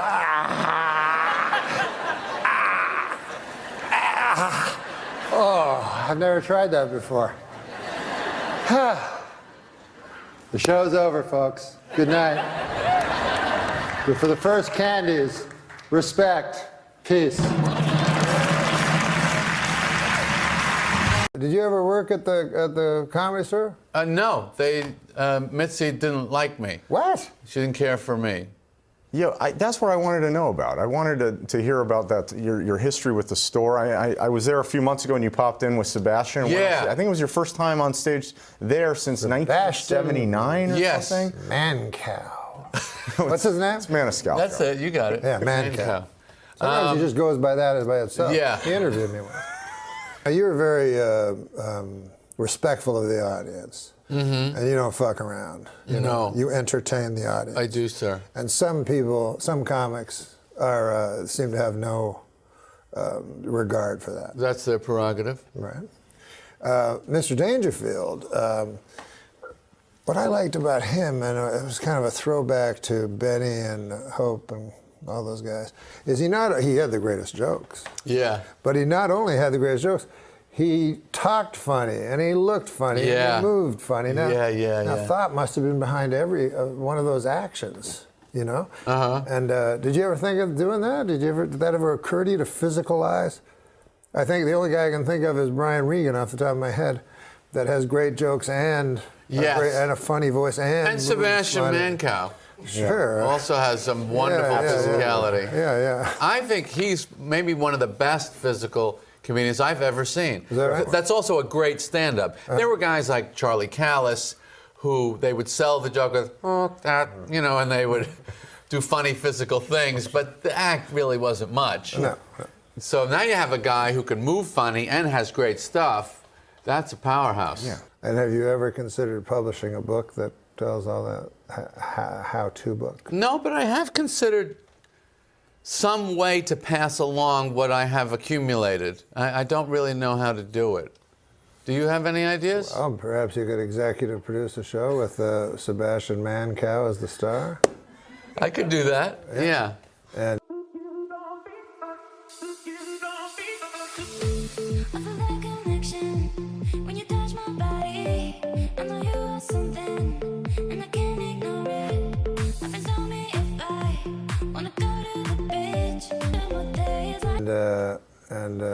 Well, what fun is that, though? Where's the fun part for me? No, there's no fun for you. There's no fun for me. No, that's true. But what's the fun for you in giving a homeless guy spraying a handful of quarters and watching him dodge in and out of traffic? No, but I'm saying there's that question answers itself. I never told you the story, Norm, but I went to play golf in the Valley one day. We got to play golf, by the way. I remember we were supposed to play. I play with my son once a week now. You did? Hey, he's 10. We go right to Penmar, play 9 holes once a week. Come. Yeah, let's go out. So I go to play golf at Hanson Dam. You know that course up in the valley? It's off the 118. It's great. And so I'm there with Jackie Flynn. You know that comic? And we're going to play. And so they say we're going to put you with 2 other players. And so we're standing there waiting for the 2 other players. And over walks O.J. Simpson and his friend. And so I just look at the heavens like, thank you, comedy God, for this opportunity. 4.5 hours on a course with Jackie Flynn being from Boston goes, fuck that, I ain't playing with that fucking murderer. And so OJ kind of just he didn't even get angry. He just sort of turned around and, sauntered off. And I was always curious what you would have done in that situation. Me? I don't see. Listen, man. Like, I was like, fuck, I don't give a shit about any of these people. I don't even think of them as real people. Like, everybody was angry when that Casey Anthony. Yeah. I don't give a fuck.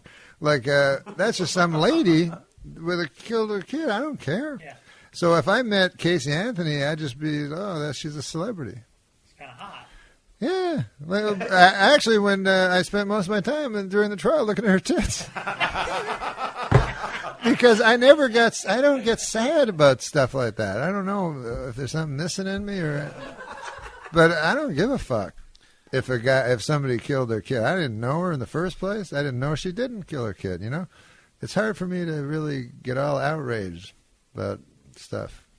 That's funny because that's in theory, according to some people, why you lost your job at SNL is because you were taking shots at OJ, and Don Allmeyer, who was running NBC at the time, sort of, and correct me if I'm wrong, if this is an urban myth, kind of laid down the line that you were not to make OJ jokes any longer because he was a neighbor of his.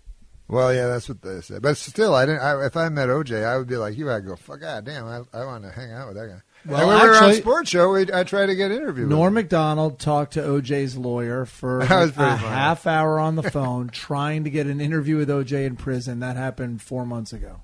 Well, the lawyer said, this was funny, he goes, I bet OJ would do it. He didn't have no idea who I was, right? And so it was very funny to think, because when he came back, he goes, Are you a comedian? Are you that? I go, yeah. He goes, you're the comedian, Norm MacDonald? You're a comedian? I go, yeah. He goes, yeah. He goes, OJ doesn't like you at all. And I just imagine this retard lawyer like going to OJ, and then OJ going, what the fuck? What are you talking? Because he probably went like it was a big, like... Yeah, big pitch. They're willing to pay, too. Yeah. Like my manager's assistant phones me up. He got a new assistant, so she phones me up all the time. And I tell her, stop doing that, She phones me up. She goes, Norm, we have a wonderful opportunity for you. I go, really, what is it? She goes, Vegas High Life magazine wants to interview you. I'm like, you mean I'm doing that Vegas gig next month? Yeah, they want to do an interview with you. I go, you shouldn't start the sentence by going, it's a wonderful opportunity. But that's probably why he went in with OJ, with this wonderful opportunity. So wait, is OJ actively receiving interview requests? How come there aren't more I think the guy interviews? needs to make money. But how come there aren't more? I was at a party with a friend and I noticed you first, and you returned my gaze, knew how to quench my thirst. You took me to that room like a dream come true. The dance you performed was just for me and you. Kisses on the neck, then you work your way down. Let yourself go for me all around town. Seductively stood before me. Give in to that thirst, feel the energy burst. The night flew past and you stroked my hair. The panic kicks in, you're no longer there. Now I'm thinking, please, it feels so good. Hey, Twitter world, this is yours truly. Now, coming soon to Twitter, you'll get to read all my thoughts and opinions on just about everything. Now, there's a lot of fake OJ accounts out there, so this one, at the real OJ32, is the only official one. So this should be a lot of fun. I got a little getting even to do. So God bless, take care.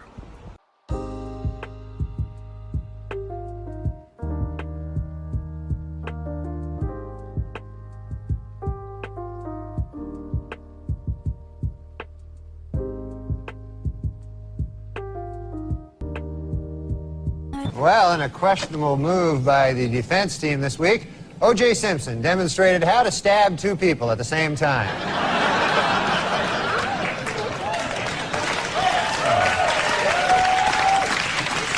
In a brilliant move during closing arguments, Simpson attorney Johnny Cochran put on the knit cap prosecutors say O.J. wore the night he committed the murders. Although O.J. may have hurt his case when he suddenly blurted out, hey, easy with that. That's my lucky stabbing hat.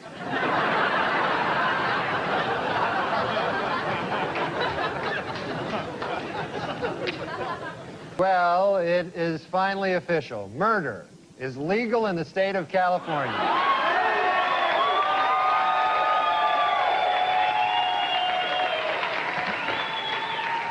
A down-and-out O.J. Simpson, depressed that all of his money-making ideas have failed, has decided to go back to doing what he does best, killing people.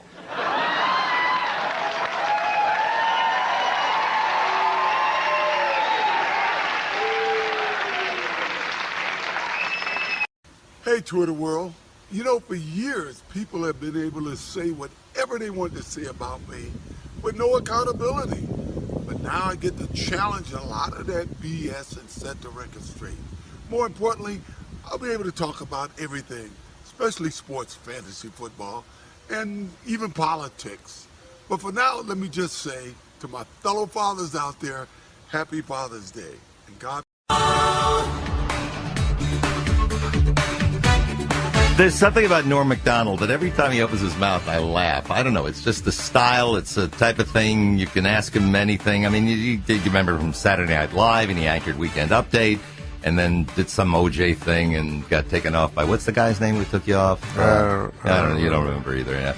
Anyway, aside from having the same birthday as me, you got problems. You're wearing eyeglasses, and the reason wearing is eyeglasses why? because I swam for 2 days and got chlorine in my eye, and then I don't know, man. I thought I had allergies at first, but now I go, no, this feels like chlorine, like it burned my eye or something. I don't know if that can actually happen. Yeah, I'll have to check the computer. I Google, computer MD, and then he tells me. Is that the way it works? That's what I do now, because I'm a bit of a hypochondriac. So well, it makes life easy. I'll go, and I'm reaching the age where, when you're young, you go, hey, man, my left arm hurts. Let's go, I'll have some soup. But then when you're older, you go, oh, my left arm. So it's probably nothing, but I could be having a massive heart attack. Well, if you did, that'd be great publicity for the show. Oh, I don't have one now. Oh, I mean, if you're going to do it here. Well, look, everybody'd be talking about you. I get the publicity. It would work. Yeah, it would. In a cynical world, it would work. If you had to do a show right this minute, can you just turn on a dime and do it? A comedy show? Mm-hmm. On what? Well, you're here at No, forget me. You're at Cobb's right now. I can do it, yeah. You can do it? You just turn yourself on and off? Yes, sir. Can we turn up the volume a little? Am I not talking loud enough? There you go. No, there you go. So what happened to your sports gig? That wasn't a bad show. And that's fun, man, because I knew about sports, and so it was fun to do something like, because when I did Weekend Update and we did politics, I don't know anything about politics. Oh, yeah, you do. No, I don't. Why, because you're Canadian? Because it doesn't interest me. It's gossip. It's like reality show to me. Like if I watch, sometimes I'll turn it on, and I feel like a moron. Like a guy's going, like there's a politician that I'm supposed to back or something, and he's like, I'm going to watch him. And then he goes, we got to get America working again. And I go, okay, I'm a moron. Okay. So you don't vote? This is my guy. Well, you're an American citizen, right? No. You're still Canada? Who's the Prime Minister of Canada? I don't know. Don't look at me. It's so inconsequential. Even when you're Canadian, you rarely remember. Because it doesn't really, it's much more, if you're a Canadian, it's much more important to know the President of the United States than the Prime Minister of Canada. And to know everybody on a hockey team. Yeah.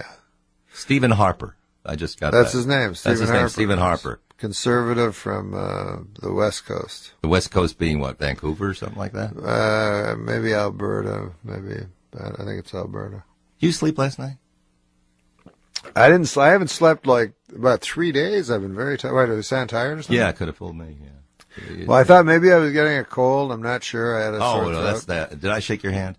I was warning everyone not to. Yeah, I'm paranoid. I don't. No, I am too. I'm like always that. So I thought it was just allergies with the chlorine. I don't know. I may be having like a cold or some gross thing. You think?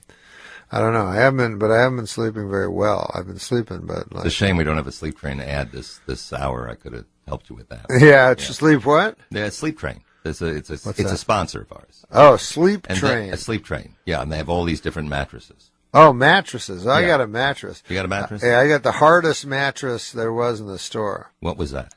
I don't know what it's called. It was a mattress store I went to, and the guy said, "What do you like? This." He goes, "Would you like try a harder one?" I go, "Yeah." He goes, "What about the hardest one of all?" I go, "Yeah." So that one was really cool. I go, "I'll get this." And it's worked out? Man, Doesn't it's seem great. to have. It's like sleeping on the floor. Is it really? Why don't you just sleep on the floor? It's cheaper. Well, I would, but people tell me, I don't know, people tell me I shouldn't, and I think if I roll around in a fetal position, it'd be a lot of pressure on my skeleton against the hard floor. It might be too hard. Well, you could get a pillow for that. That's a lot cheaper. Go back to the sports show. Why'd they cancel it? I don't know. I think they said low numbers, but I read that you were getting like a million a night. That wasn't bad. It was good. Yeah, we had good numbers. I don't know why they didn't. I think they thought, well, I mean, there is a right thinking when something has sports in its title, no woman will watch. Therefore, you cut the audience in half instantly, which is a bad mistake. That's not really true. A lot of women who love sports. But no, there's not. No, not that'll watch it. Oh, yeah. No, well, that's not what the numbers showed. Really? No, the vast majority of women didn't. Even when, like in testing, they'd show the show, and then women and men would like it equally, you know what I mean? But they were forced in testing to watch it. But in the thing, when it says sports on it, the lady wants to turn it to a different channel. We're much more old-fashioned than you think. Be honest with me on something. Would you be honest with me on something? Yeah, of course. Because I don't care. It's California. I'm not just really. You ripped it all? Ripped? Mm-hmm. You mean steroids? No. Oh, no. Drip? No, God, no. Then you're just tired. Then you're just tired? I mean, you just come off like you're just enjoying life too much. Just kind of. Oh, no. Kind of rolling with God. it. I'm not enjoying life. I'm No. I'm either sick, I'm taking NyQuil. NyQuil's like taking drugs. Well, it is kind of. Yeah, they got alcohol in there. Yeah, I know, and I don't handle alcohol at all. But, yeah, it makes you sort of like, it takes away your stuffed up nose. You know what helps? At the expense of being like sort of lightheaded. Ice cold studio helps. It is ice cold in the studio. Trying to help. I said I should have because I just came from L.A. where it was deadly hot. Like 100 degrees there. Yeah, it was insane. So, well, this is our heat wave. It's going to be like 86. Lloyd said 86 today in the that's city. Gonna be cold. That is going to be very cold. That's cold. Yeah. No, 86 is. I'm down by the water, so it should be cold there. I can imagine doing this. Also, I think my voice is real low, like because I'm so nasal for my thing. That's what I think. That's why you think I'm ripped because I realize I'm so nasal. I'm kind of slurring, and I gotta get more energy. But the energy will be very false because I'm so breathless. Would you rather be doing the show, or would you rather be me having to do the interview? 808-0810 if you want to have fun with Norm. That's the eternal question. Ain't it ever? 808-0810, Ron Owens, KGO. It's Great Values Week at Safeway. That means great prices and amazing products. Don't miss our... One time I remember I was a little kid, I was like 8 years old, and I was behind my garage. I was sneaking a cigarette back there, and my dad caught me. I'll never forget it. And he grabbed me, and he hauled me in, and I thought I was in for the strapping of my life, you know? What he did is he pulled out this giant cigar. Must have been half the size of my arm, this big cigar. Stuck it in my mouth, lit it up, made me smoke it all the way through, right to the end. That's when I started smoking cigars real heavy. That, of course, is Norm MacDonald. Now, how would you did you hear yourself just now? Yeah. You think you sound the same? No, I don't sound anything like that. That was when I was like young, and I was like, when I did my act, I was like in dead fear. So like my voice would like go octaves up, you know what I mean? In fear of what? People not liking it? I don't know. No, I didn't really care if people liked it. I think when I have this thing where if I'm afraid if I go on stage, I'll have a big heart attack and croak, and then I always think that. You do? Yeah. Again, it'd be good publicity for the club. I mean, you're going to be where? You're going to be over at Cobb's this week. Cobb's, right? yeah. Yeah, we could help them out a little bit. Nothing wrong with that. Yeah. No, I have nothing against being a martyr. All right. For comedy, for free speech. I'm gonna need help on this. 8080810, folks. You help interview him. Okay. Let's have fun. Rachel, San Jose, start it off. Good morning. Hi. Good morning, Ron. I just wanted to tell you, Norm, that I've loved you for so long, and I really love the roast you did for Bob Saget. That was just some of the funniest comedy I think I've ever seen. Ah, you're sweet. Saget's a friend. I like him. Saget's a good guy. Where was the roast on, Rachel? I never saw it. I think it was Comedy Central. And Really? It was so great. If you could play a clip of it, I don't know if you can, but I can't, but Chris Hernandez can. He was roasting the roast. It was just so funny. All right. Do you remember any of it, Norm? Yeah. Yep. What do you remember? I did a roast of Bob Saget, and why? You have a clip of it? No, we will get one. Oh, he said there was a clip. I think we're gonna go. Where are you going with this? No, I was just wondering if there's a clip. All right, no. No, I instead of me just explaining it. But it was supposed to be, these roasts, you're supposed to insult people and be real dirty and stuff like that. So instead of doing that, I got a book that my dad gave me when I was a little boy. It was called 101 Insults to Tell People at a Retirement Party. So I got all my jokes out of that book. You did, huh? Yeah, and then and none of them were dirty at all. They were I'm going to give it one more shot. How'd you get the Saturday Night Live gig? If you were you were the guy that was afraid and your voice would rise, how'd you get the gig? I don't know. I just went to Lauren. They like my stand-up, and then they said, come in and do 2 characters and 2 impressions. And I said, I don't got nothing. And that was it? Yeah, that was it. I said, I'll go on as a writer, because I said, I'm not going to the audition because I don't know how to do characters or impressions. Here's what we're going to do. I've said it before, and I'll say it to your face, I love you. You make me laugh like crazy. I will plug where you're going. You're going to be at Cobb's tonight, 8 and 10:15, Saturday, 8 and 10:15, Sunday, 8 o'clock. Don't be upset with me. We're done, okay? Yeah. Okay, thanks, Noah. I love you. Cool. I like you. Next time. We'll catch you next time. Okay, baby. That was fun.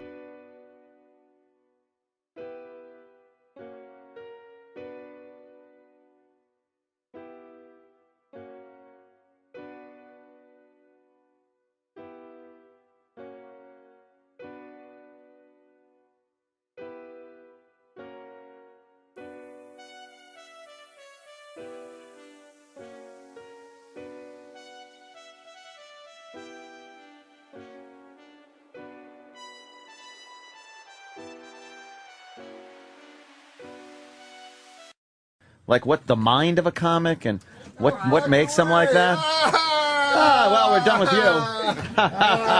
There he is.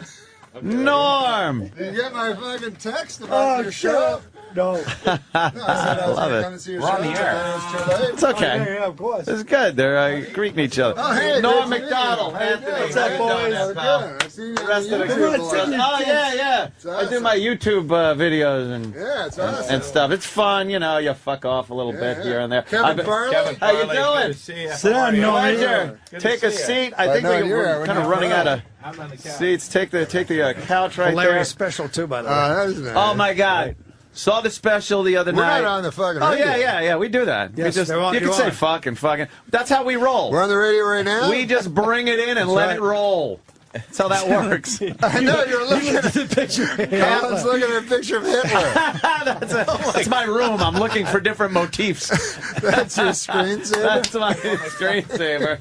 I gotta put on my cans, man. Jim Norton? Yeah, we just saw Jimmy Norton. You can see it. See, we like bringing everybody in at different times. The host of the show, the guests. Is fun. I saw you guys on the YouTube, I saw you and Jim and you. Yeah. It was awesome. On YouTube? Fun on the YouTube. Yeah, you never watch fucking YouTube? What the fuck? What's that? Yeah, you watch the TV. This fucking guy. I know, TV's no shit. TV's like extinct now. TV's for the old fuckers. I watch the YouTube, fucking face, all that shit. Yes. Hey, what about this new thing?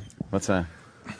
No, it's called Colors. Have you heard about it? Oh, we were just talking about that. I'm a fan of Colors. We were just talking about Isn't that. The picture weird? No, but it's only 150 yards. Yeah. People within 150 yards. Yeah. You got it yet?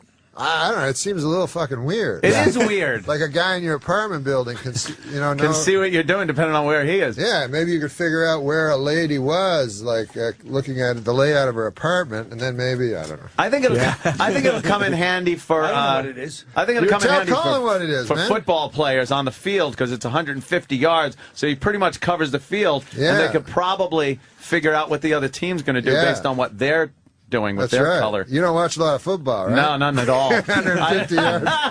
Well, you got to consider the end Canadian zone. football. I was considering the end zones. Oh, okay, I got it. The entire field. You're still off, though, a little bit. Why? How long are the end zones?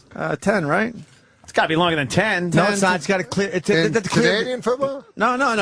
Real football. You got the 100 yards, and then how wide is the It end seems zone? about 10, right? Yeah, let's go with a 10. That's it? So you were off by 30 yards. 30. What about after there, but behind the end zone to the wall? All right, now you're talking 150 yards. What if they jump in the stands? Yeah, I've seen that happen. Give me a break. Hold on, I got to get this up. So, Norm, you were on Saturday Night Live. What a professional. Yeah, until Colin showed up. I know. Colin took your gig. He took my gig. He took my apartment. Did he take the apartment, too? Yeah, I moved in the same building as Norm. No way. You really are a fuck. Single white female. No, there was one moment. Colin probably doesn't remember it, but I was walking to the elevator, and he was coming off the elevator. Do you remember that? What do you mean? It happened all the time. No, I know. But This was a little more detailed. This time you took the elevator. This was after I had left, and you had come on, and it was I don't know, it was poignant to me. Sort of a changing of position. You went to shake Norm's hand, and he spit in your face. Do you remember that time? No, Colin was awesome, though. You didn't have any animosity towards Colin. Not towards Colin. No, I love Colin. Now, I heard you were taken off of that show because the OJ situation. Who knows? I don't think it was really. You don't think that was it? No, I don't really think it was. Because you gave OJ a little guff, and most people were just treating him like a saint. Yeah, but I know people said that and shit. But I think I think it was because I didn't get laughs all the time and shit. And like Oldmeyer was watching Leno, who would get laughs wall to wall every fucking night. Yeah, but that isn't what it was about. I know, but I can understand his point. I kind of liked the delivery and the fucking very dry wit of that whole thing. Well, the problem is if one guy don't like you and he owns the cameras, you're fucked. Yeah. But I think it was also that Oldmeyer, when he actually would say something about like OJ, like, if you get pissed, then Norm would just say, all right, fuck him, and do like 5 more. Oh, okay. Yeah. Other people would go like, hey, okay, I'll keep my gig. Yeah, we didn't listen to anybody. And also, I don't think we were listening to people within Saturday Night Live, which was probably a mistake, too. Because Jim was, you know what I mean? Yeah. How about my impression of Jim that everybody hates? Yeah. I hate it, too. How could they hate that? It's great. It's right on the money. I don't even know who it is. It sounds like him. It's perfect. Hey, man, who got a comedy award? Anybody here? Damn, I think one person did. Huh? Who? You? Saying the comedy awards was a big... No, the comedy awards. You don't know about the comedy It awards? was a big event the other night. Big event. Well, I wasn't there. The Lifetime Achievement Award, Tina Fey, I think. No, Eddie Murphy. Well, that... No, what did Tina get? The Mark Twain Award. Well, how do you get that one? You have to be as good as Mark Twain. That's a dumb fucking award name. I was nominated for one, but I didn't get anything. You didn't get Mark? No. You weren't nominated for anything. I was nominated for special? Shut out of most consecutive roasts. I was nominated for. Fucking network. No. Yeah, he doesn't Colin like that edged network you out? very much. Yeah. Thank you. I did edge him out. You were shut out of fucking roast without me. Why are you screaming at me? We both hate the same people. It's not each other. Remember the time you two were getting in the elevator after that award show? Colin, fucking, why don't you do roast, man? That roast you did already was fucking awesome. Oh, because they don't fucking bring me on as roast. Why? I don't know. They should. You're Be the very king. funny. They don't bring Jimmy on either. They always want the new people. Hey, guess what? There's a young girl that's middling attractive that swears a lot. Let's get her. What? Is that the new fucking thing? Yeah. Sarah Silverman, hysterical. Right. Who's funnier than her? Nobody. No, except dudes. But, Nobody. but I think she spawned these other ladies. That they forget that she's funny, and they think the whole point is just to be semi-hot, attractive, and then talk about sucking cock. And you got to show shit. a lot of leg. You got to show a lot of leg with little skirts on, and then talk about sucking cock and manipulating balls with your hand, and and it's hysterical. Bring back Phyllis Diller. Some ugly old bag. Rosemary. Rosemary. Those are the funny ladies. Wow. Whoa, that is old. The funny ladies always used to be ugly old bags. Or Roseanne, you know what I mean? Or, no one was funny when they would have a comedian on like What's My Line or something like that. A comedian. They never called comedians. Now a chick can be called a comedian, but it was always a very funny. Whenever I'm at a club and I hear, let's give it up for a very funny comedian, I'm like, oh, it's time to take a piss. Time to take a fucking piss. I tell you, man, you guys got to get this tape. I don't know if I ever show you this tape, but. You know, everybody thinks they're edgy and all this shit. I got a fucking tape, a DVD, a CD of LaWanda Page. You know that? Shit. Oh, yeah. Aunt Esther. Aunt Esther. This was from the fucking 50s or 40s or some shit, and she's in Harlem and doing the filthiest stuff. Like, really fucking funny. You can't even believe it. You can almost wash my ass. You can almost imagine because Red Fox and Peanut butter pussy. Obviously. Right? What was that joke? I'm sorry, son. What was it, joke about peanut butter pussy? What you had? What the hell? Oh, God. Easy to spread, something like that. Easy to spread. Who, this LaWanda Page? LaWanda Page, Aunt Esther. Fucking funny as shit. Yeah. I like Red Fox, and he told her he was going to slam her face into cookie dough and make gorilla cookies. Yeah. You can't say that anymore. I saw him one time, he had a joke. He said, man, I take one of those, he goes, I saw this lady. She's taking, fuck. It's all right. You got the voice right. I can't remember. He goes, this lady, she's taking the male hormones, and oh man, God, she was an ugly lady. She had a hair all the way from her neck all the way down to her dick. That's not a good impression. No. That works. The joke's there. Yeah. You're fucking special. I watched it the other night. It's hilarious. Thanks, fucking man. Great. So good to see you back on TV like that. Yeah. It was so fucking good. And the thing about you, I don't know what it is with that voice of yours. When I read your tweets, everybody that I talk to also reads them in Norm's voice. Yep. And it makes it that much funnier. Everybody started, during the Oscars, we all start tweeting our shit during the Oscars, past Oscars. And one of my buddies, Travis, actually retweeted and said, you got to follow Norm MacDonald. I'm like, I didn't even know you were on a shit, so I started following you. And they were hilarious. Like the funny thing, when are you going to thank the computer? Every fucking tweet. When are you going to thank the computer? Just shit like that is stuff that no one else was tweeting. It's out of your mind shit. I just found out about that Twitter shit. It's great, and you got so many followers really quickly, and didn't have to pull a Charlie Sheen with it. It was just funny shit, man. But when you go to hit the send, you fuck for a second. You go wait, like because it's just off the top of your head, and it's right there, yeah. And I don't do drugs or alcohol, thankfully, because I'm sure guys could really fuck up and say bad things. They have. You know, Louis C.K. has had to delete entire threads. Oh my God, things he's Twittered. The worst thing is too, and especially if you have a lot of because followers. that's what he does, though. I mean, but sometimes even I guess like he'll even feel bad about it and just go back and delete. A lot of times, if you tweet something and you want to delete it, even a second later, if you have a lot of followers, they got it. It's already been retweeted, and you can't delete theirs. So if you got 10 followers and you write something about, hey, those Japanese people, by the way, and then they can retweet it exponentially. Yeah, and then it just goes on and on. That shit was censorship, man. He made fun of nuclear breakdown. That's censorship. We should be able to talk about anything, man. It's America.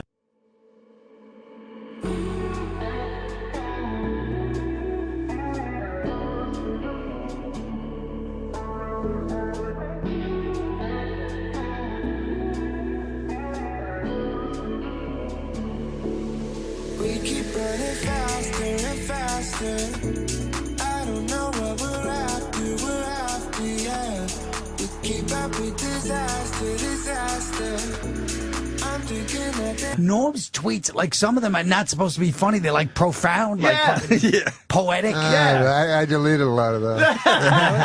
Because I'd read my responses, they go, you fucking asshole, you're funny. I'm like, That's just it. You can't stop being like, if you're funny and then you got like a serious comment, like I would tweet some ridiculous shit, but then I'd go like, Obama gave a speech. Let me give a little feedback on what I believe of Obama. You racist, fucking conservative, fucking rich motherfucker. Some people, too, fucking think it's serious. Like I tweeted one that I said my something, I don't know. I said like my father was brutally murdered last week, and it's only now I can look back and laugh. And then these people would fucking answer.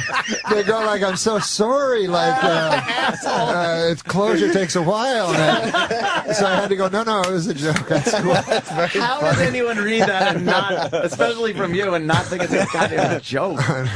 People are so stupid. That's something this whole thing has opened up, where you're kind of communicating with people you never would talk to or meet, that don't understand what a sense of humor even is.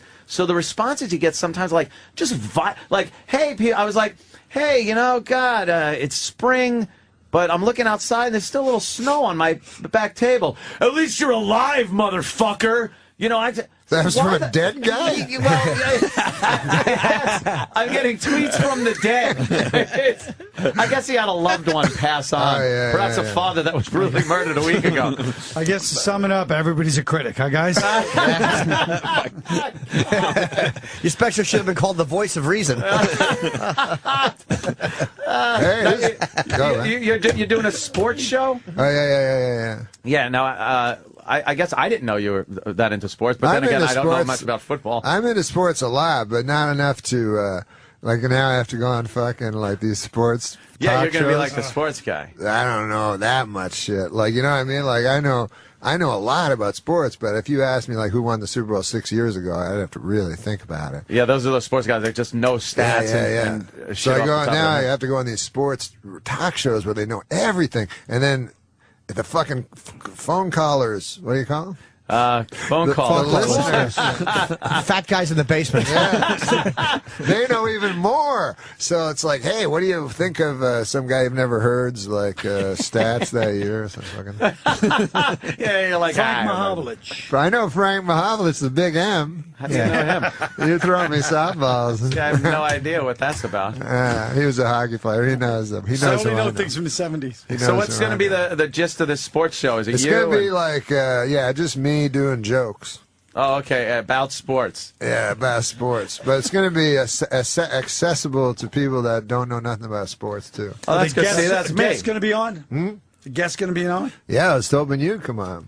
Yeah, of course. Colin. I know everything about sports. You do know sports. Yeah, tell me from the 70s, I know. Colin knows sports when they wore leather helmets. Yeah.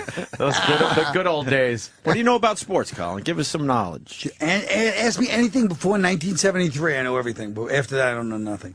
Norm, go ahead, man. Okay. This is his audition. Yeah. I would ask. I could be the announcer. Norm MacDonald. How many sports show? How many? I guess I'd say how many World Series did Babe Ruth win? 5. He was making the 3 thing. He goes 5. Yeah, and it was 3. He won 1 with the Boston Red Sox. It was 3. As a pitcher. He was a pitcher. Yes. No, he won 2 with the Yankees. Boston Red. I'm talking about 1968 to 73. You have 5 years to 73. You stink at sports. I'll give you an easy one. All right. Who was the quarterback on the Colts against Johnny Unitas, Earl Morrall. Against the Jets in '69. Johnny Unitas, then Earl Morrall.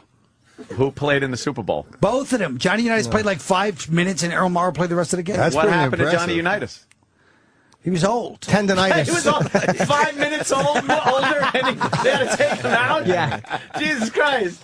That's pretty impressive. That is pretty impressive. That you You could be on Norm's show now. You never saw that. That's good. That's almost a trick question there. It's like a trick question. And you gave me a trick answer because I had no fucking clue. Oh, you didn't know? No, that's why you said 2. I'm like, oh, 5 minutes, they took him out. I had no idea because he was old. They brought him in symbolically. Oh, like, hey, no, they brought him in at the end. That's what happened. Oh. Earl Morrall started, but then at the end they're like, we're losing to the fucking AFC. And they let's bring in Johnny. You're good, man. You haven't gained any weight or nothing. Oh, thanks. No, it's cool. He looks the same. Because we worked together in Boston. We did this movie. Oh, what a blast we had. We had fun. Grown Ups. Oh, Grown Ups. Yeah. Oh, that's right. Forgot you guys were in there. It's the highest grossing picture of all time. Yeah. It did make a lot of fucking money. Of cabbage. You got any points on that one? We didn't get any Maseratis. They gave Maseratis. Maseratis, yeah. They Wow. gave Look up out the Maseratis. They gave Salmon. Rob Schneider, Sandler gave Rob Schneider, Rock, Spade, and Kevin James Maseratis. 4 guys that don't need him. Me and Norm need Maseratis. What did you guys get? iPods. What did we get? What did you get? Nothing. We got Ugats. No, what did you get? He gave you I thought something. you had a joke. We got Oh, yeah, I did have a joke. I said they gave us a weekend. They gave us a zip car for the weekend.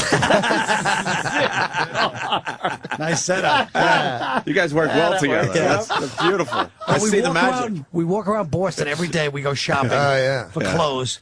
We And fucking whatever. this son of a bitch, every store we go into, it's like the nice part of Boston, Boylston Street. Yeah. You know? It's all these nice stores, so they know us. You know. I don't know. I've never dressed in my life. I don't know how to dress. He dressed like a hip hop kid, like for like a 16-year-old black kid. No, I just wear whatever's the loosest thing. Yeah, Yeah, it's comfortable. Do you not like your body? That's why I wear loose clothing. I don't like my body at all. I don't like anything that shows my body, my tits or my stomach or the side No, I fat. hate it. But you seem to be in shape, Norm. I'm not in shape at all. No. That's because you wear loose Well, clothing. you're not fat. Yeah. yeah. I'll tell you something. Yeah. This is weird because I was fucking skinny, right? And I go to the doctor and he says, "We're gonna measure your fat." I said, "No, man, I'm skinny. I don't need. What are you fucking measuring?" Don't call my it body Dr. fat?" Man. He checks. He was Dr. Man. He checks my butt. He goes, "No, you're fat." He goes, "You're both skinny and fat." Like he said, basically like bones and fat. Like the muscle, there's no muscle there. Oh. So not a good combo. But anyways, he takes me shopping.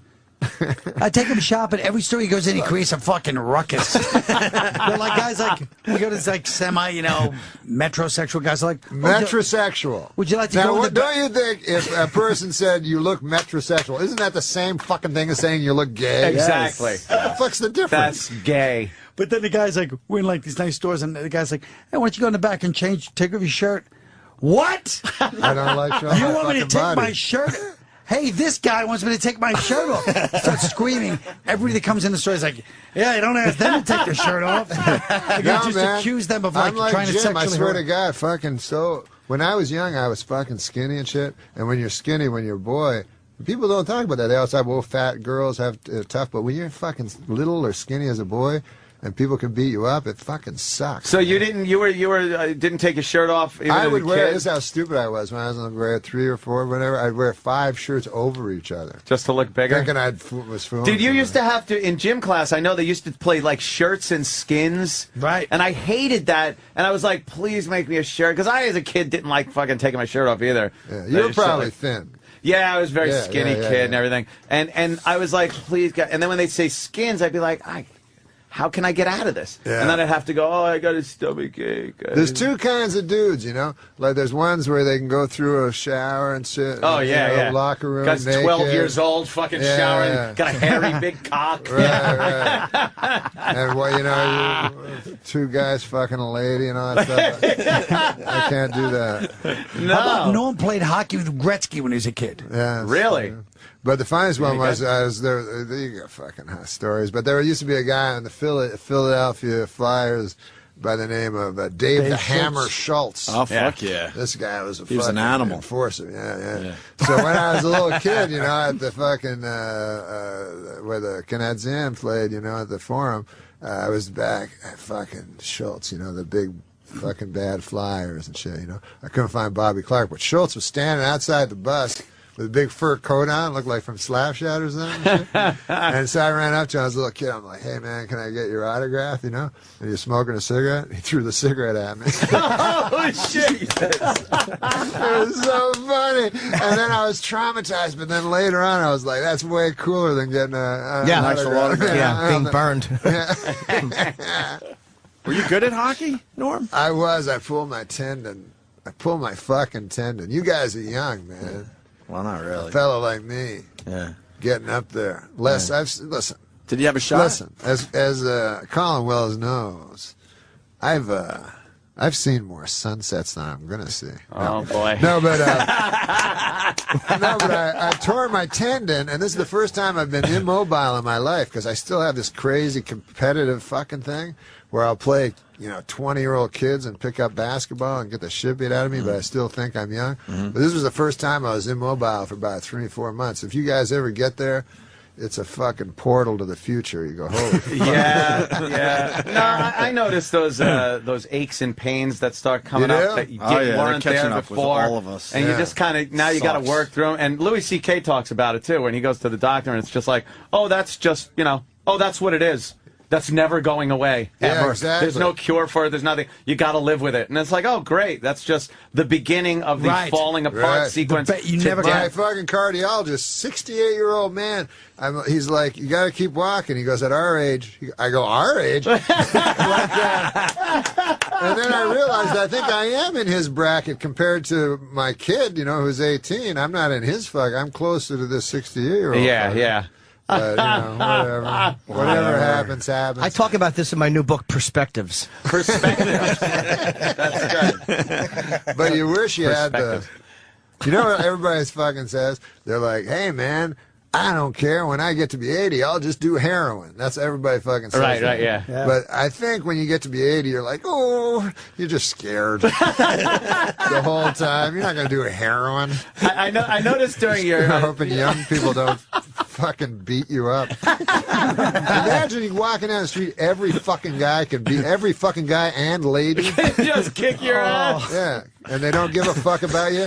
And I saw an old guy. This is another thing. You ever notice this? You see a fucking old guy, like 80, fucking looks like a skeleton or some shit, right? In your stupid head, you don't think you're going to get like that. No. I don't know why, but... And you think it's going to be just so... long and something might change in science or something. Yeah. Like I've noticed on your special, you do have a lot of bits that are very funny, but like very dark as far as the death and growing old and disease and things like that. One of the funniest goddamn things you were saying was, your odds of getting attacked by a terrorist are 1,000,001, but your heart attacking you. It's just so funny. Your heart attacks you. The heart's not. What are the odds of your heart attacking you? That was great. Attacking I thought that was offensive. It was very well, offensive. The people who've had heart attacks, Carl, it's a good point. It's funny to us. It's too soon. But like, where is that? Like, where are you as far as that goes? Are you authentically petrified of the end or of falling apart? I shouldn't think about it as much as I do. You do? Do you lay there? I go fucking. I get a lot of tests done.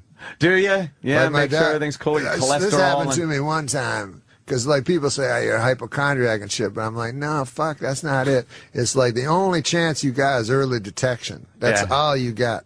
And so I used to go to the Mayo Clinic, in Rochester, Minnesota, every year, and I would have. This is what I would do, because I don't.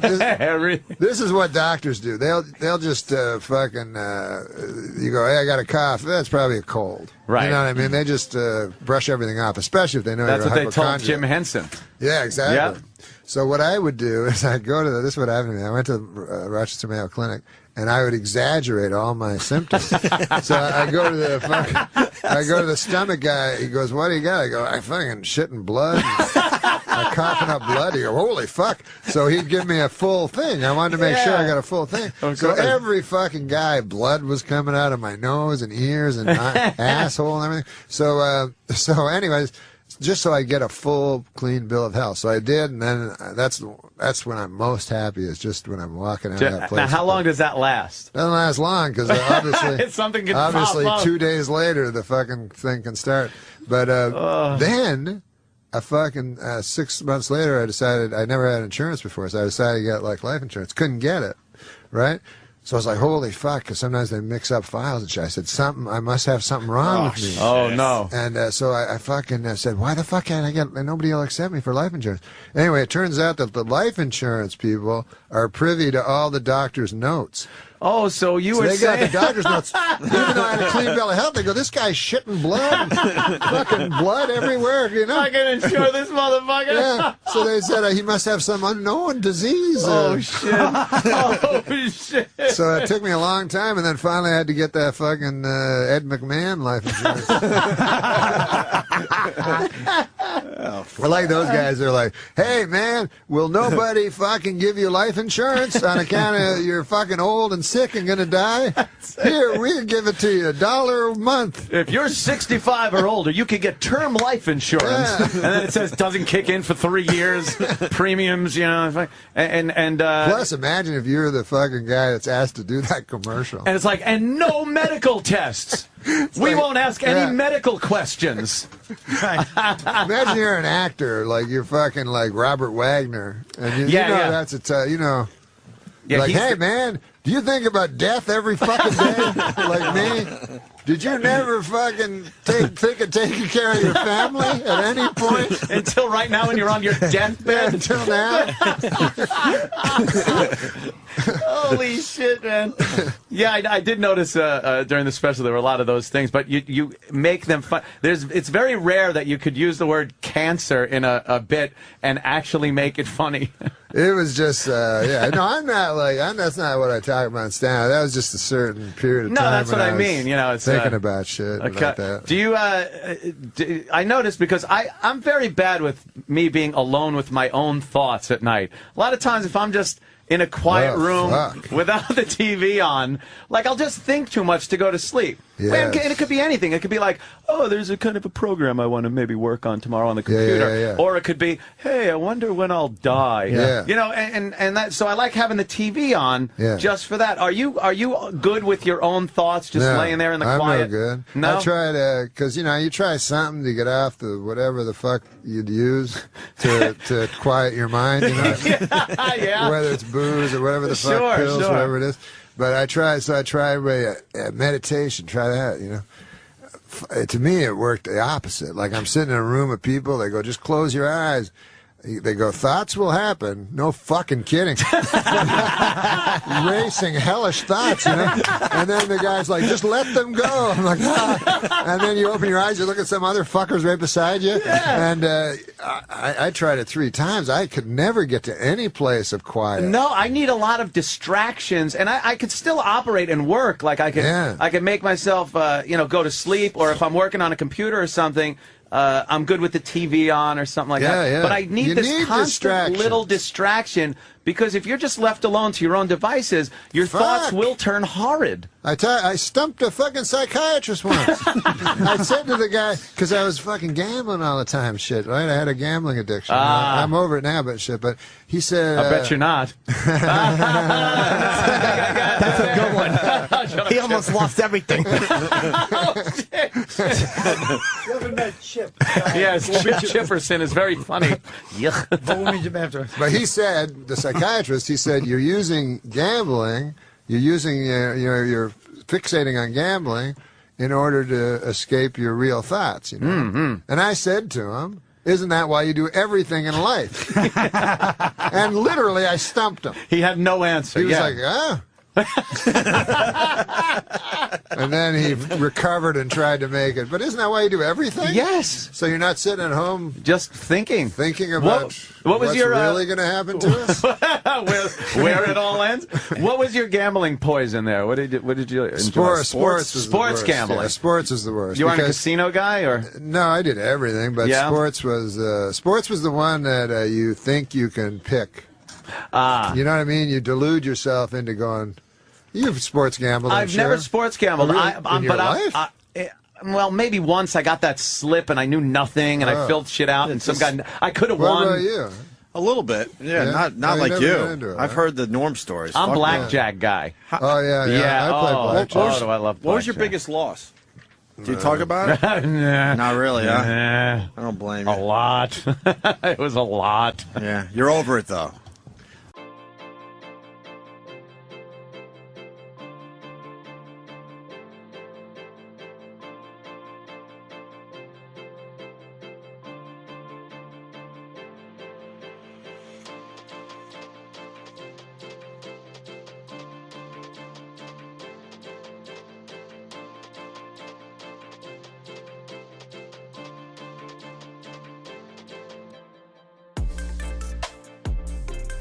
I did a stupid thing one time. Okay, he's ready to talk.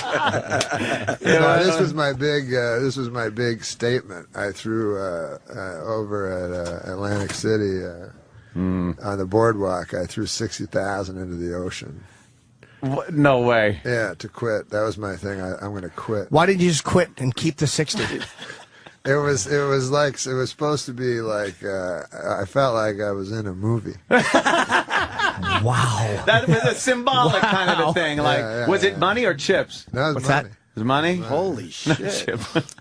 I said chips, and he goes, what's that? Wait, so you threw 60 grand because you had a moment where you're like, this is cleansing. This is the ocean. I committed. The same way a drug addict would throw his drugs into the ocean. Right. How long after it left your hand did you regret it?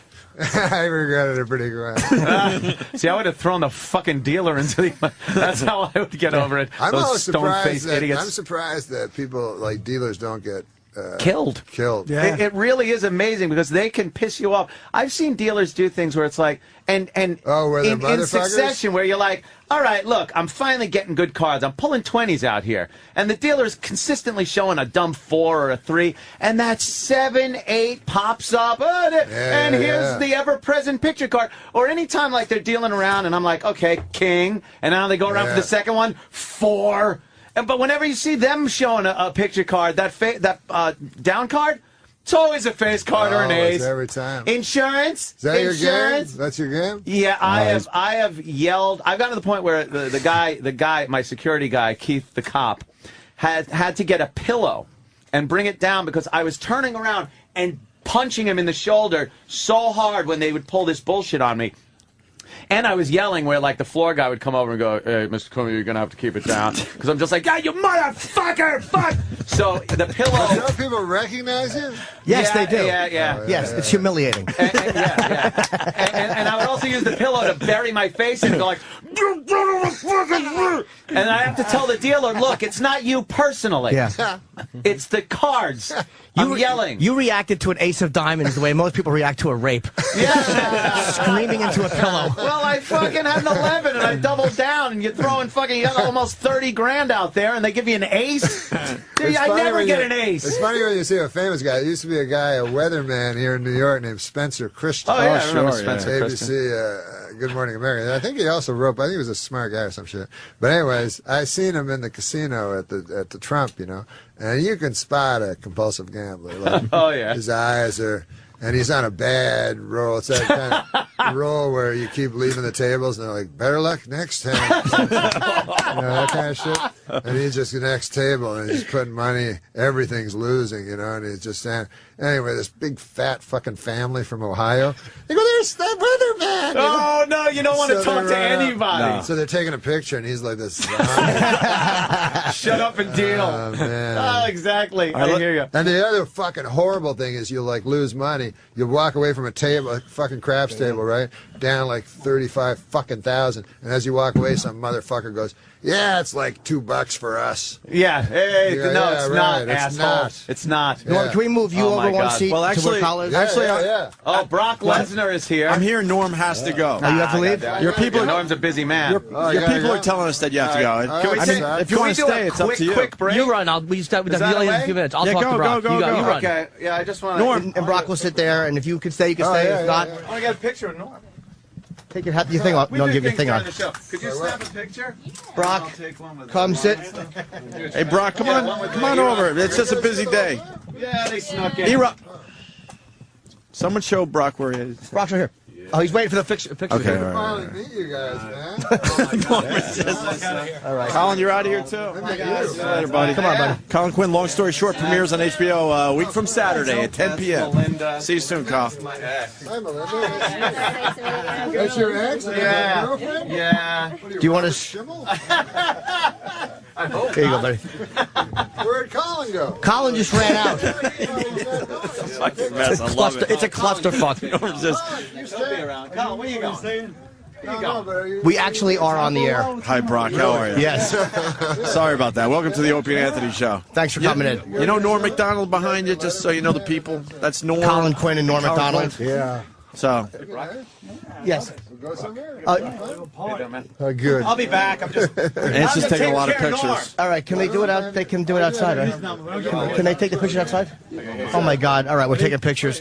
Brock Lesnar, you really walked into a clusterfuck, but we're happy that you're here. Thanks for coming. Morning. Yeah, thanks for doing our show. It wasn't easy to get you on the show. Yeah, I'm happy to do it. What time did you get up this morning? Way too fucking early. You text me that you're coming down. Can we do this outside? Can we everybody do this outside, please? I'd like to fuck with everybody, but Norm. Nice to meet you. I love you, Norm. Good seeing you, buddy. I'm happy you're here. No, I love you very much, actually. Because he loves Brock Lesnar more. Because I'm happy Brock is here, and people are doing a photo session in the fucking booth. Don't wear it out. We knew this would be a clusterfuck. That's all right. I wanted to ask him about the 50,000 he lost on a home run, but next time. Yeah. Norm MacDonald was great on the show today. Oh, yes, he was. Holy shit. Brock, all sorry. right, Brock is here. Sorry, Brock. All right, now we are ready for Brock Lesnar. Yeah, he doesn't like that network very much. Yeah. Thank you. I did edge him out. You will shut out a fucking roast without me. Why are you screaming at me? We both hate the same people. It's not each other. Remember the time you two were getting in the elevator after that award show? Colin, fucking why don't you do roast, man? That roast you did already was fucking awesome. Oh, because they don't fucking bring me on those roasts. Why? I don't know. They should You're be the very king. funny. They don't bring Jimmy on either. They always want the new people. Oh, hey, guess what? There's a young girl that's middling attractive that swears a lot. Let's get her. What? Is that the new fucking thing? Yeah. Sarah Silverman, hysterical. Right. Who's funnier than her? Nobody. No, except dudes. But, Nobody. but I think she spawned these other ladies. That they forget that she's funny, and they think the whole point is just to be semi-hot, attractive, and then talk about sucking cock. And you got to show a shit. lot of leg. You got to show a lot of leg with little skirts on, and then talk about sucking cock and manipulating balls with your hand, and it's hysterical. Bring back Phyllis Diller. Some ugly old bag. Rosemary. Rosemary. Those were the funny ladies. Wow. Whoa, that is old. The funny ladies always used to be ugly old bags. Or Roseanne, you know what I mean? Or, no one was funny when they would have a comedian on and the fucking very dry wit of that whole thing. The problem is if one guy don't like you and he owns the cameras, you're fucked. Yeah. But I think it was also that Ohlmeyer, when he actually would say something about like OJ, like, if you get pissed, then Norm would just say, all right, fuck him, and do like 5 more. Oh, okay. Yeah. Other people would go like, hey, okay, I'll keep my gig. Yeah, we didn't listen to anybody. And also, I don't think we were listening to people within Saturday Night Live, which was probably a mistake, too. Because Jim was, you know what I mean? Yeah. How about my impression of Jim that everybody hates? Yeah. I hate it, too. How could they hate that? It's great. It's right on the money. I don't even know who it is. It sounds like him. It's perfect. Hey, man, who got a comedy award? Anybody here? Damn, I think one person did. Huh? Who? You? I'm saying the comedy awards was a big... No, the comedy awards. You don't know about the comedy It awards? was a big event the other night. Big event. Well, I wasn't there. The Lifetime Achievement Award, Tina Fey, I think. No, Eddie. Eddie Murphy.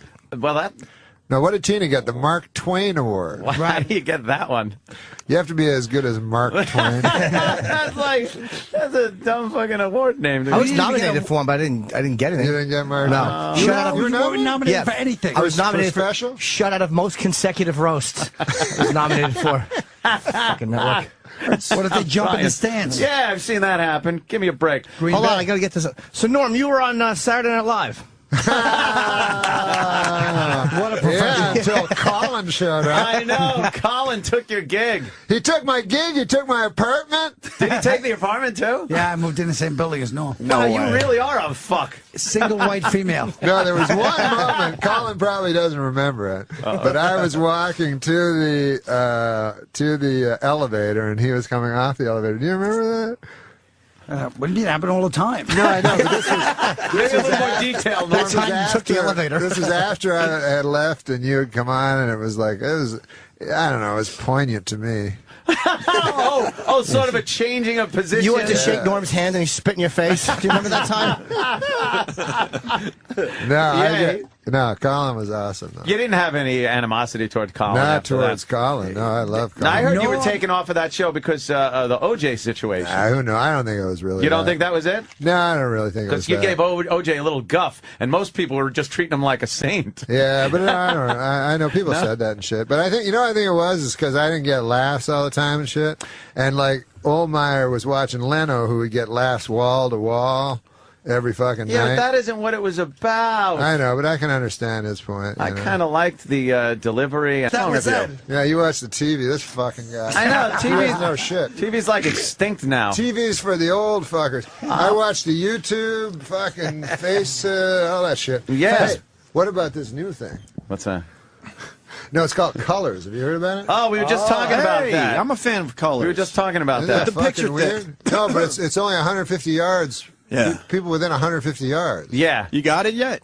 I don't know. It seems a little fucking weird. It is weird. Like a guy in your apartment building can can see what you're doing depending on where he is. Yeah, maybe you could figure out where a lady was, like looking at the layout of her apartment, and then maybe I don't know. I think it'll come in handy for. I don't know what it is. I think it'll come in handy Colin what it is, for man. football players on the field because it's 150 yards, so he pretty much covers the field, and they could probably figure out what the other team's going to do based on what they're doing with their color. You don't watch a lot of football, right? No, none at all. 150 yards. Well, you got to consider the end zone. Football. I was considering the end zones. Oh, okay, I got it. The entire field. You're still off, though, a little bit. Why? How long are the end zones? 10, right? It's got to be longer than 10. No, it's not. It's got to clear. Canadian football? No. Real football. You got the 100 yards, and then how wide is the end zone? It seems about 10, right? Yeah, let's go with 10. That's it? So you were off by 30 yards. 30. What about after there, but behind the end zone to the wall? All right, now you're talking 150 yards. Like what the mind of a comic and what makes them like that? Well, we're done with you. There he is. Norm. Did you get my fucking text about your show? No.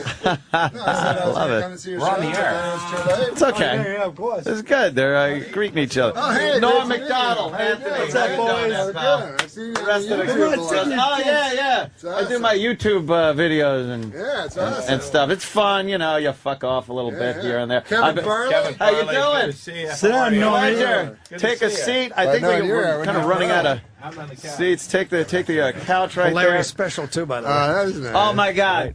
Saw the special the other We're night. not on the fucking Oh, radio. yeah. We do that. Yes, we just, you can say fucking.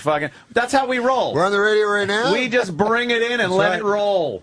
That's how that works. I know, you're looking at the picture. Colin's looking at a picture of Hitler. That's my room. I'm looking for different motifs. That's your screensaver? That's my screensaver. I gotta put on my cans, man. Jim Norton. Yeah, we just saw Jimmy Norton.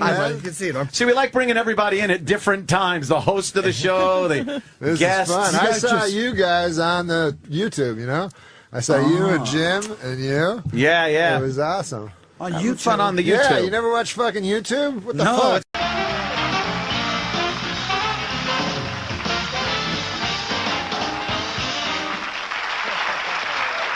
Hello, everybody. Here with Norm MacDonald, chewing the fat. Where do you live here? Of course, in the city because you're doing the show. I live in New York City. Yeah. This isn't a police interrogation. Are you sure? Where about? Where in the city do you live, approximately, not specifically? I live at 56 between 8th and Broadway. Okay, and what's your phone number? Just give me 7 digits. All right. What? Your neighbors nice people? The people that live around you? Great people. Every day I meet somebody new. This city's great because of the neighborly people. I don't know.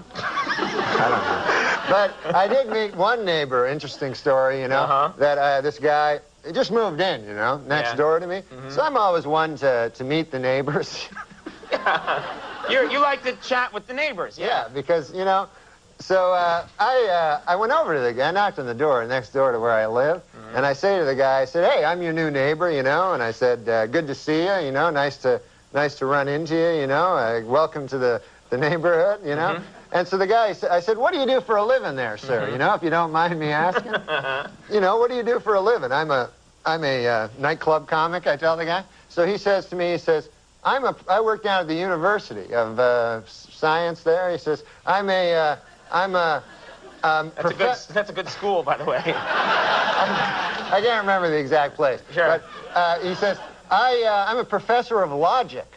Oh. So he says, the guy says, logic. Now, what the hell is that? I never heard tell of that. Mm-hmm. He says, oh, well, he says it's a kind of a pattern of syllogistic. Well, he says it's hard to explain. He says, why don't I give you an example? So I said, fair enough. Why don't you do that? So the guy says, well, he says, let me ask you a question. He says, do you own a doghouse? So I go, yes, I do. He says, well, then that means you probably have a dog. I said, yes. Mm-hmm. He says, well, that means you're likely you have a family if you have a dog. I said, yes, I do. He said, well, then that means you got kids, you're married? I said, yes, I am. He says, well, then you're a heterosexual man. Mm-hmm. I said, yes, sir, I am.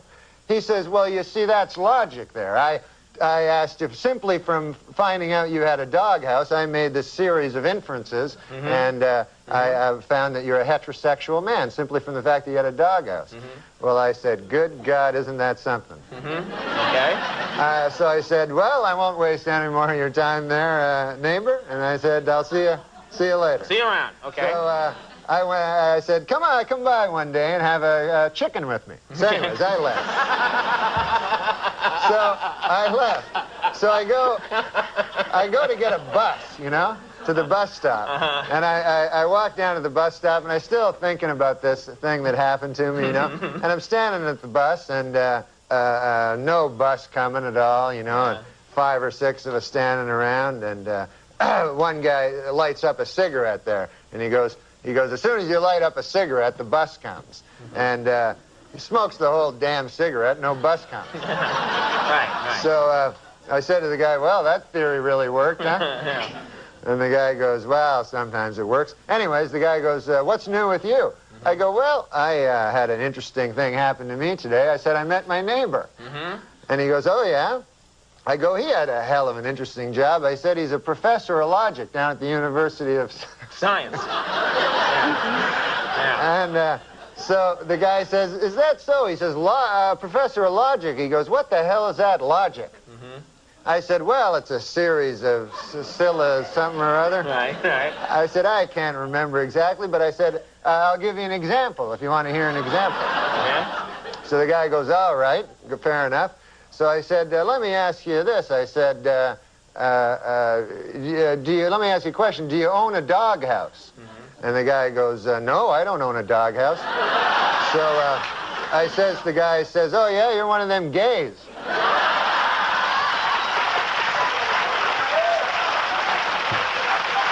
And it worked, right?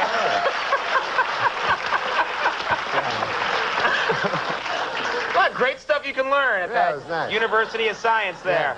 Yeah. And then the guy, and then get this. Get this. There's more? This gay guy Yeah? invites me to have a chicken at his place. That's some kind of euphemism. Yeah, Watch out. When women talk about marriage, it's a happy occasion. I'm getting married, I got my ring, I got my colors picked out, I got 4 of my fat friends to stand next to me.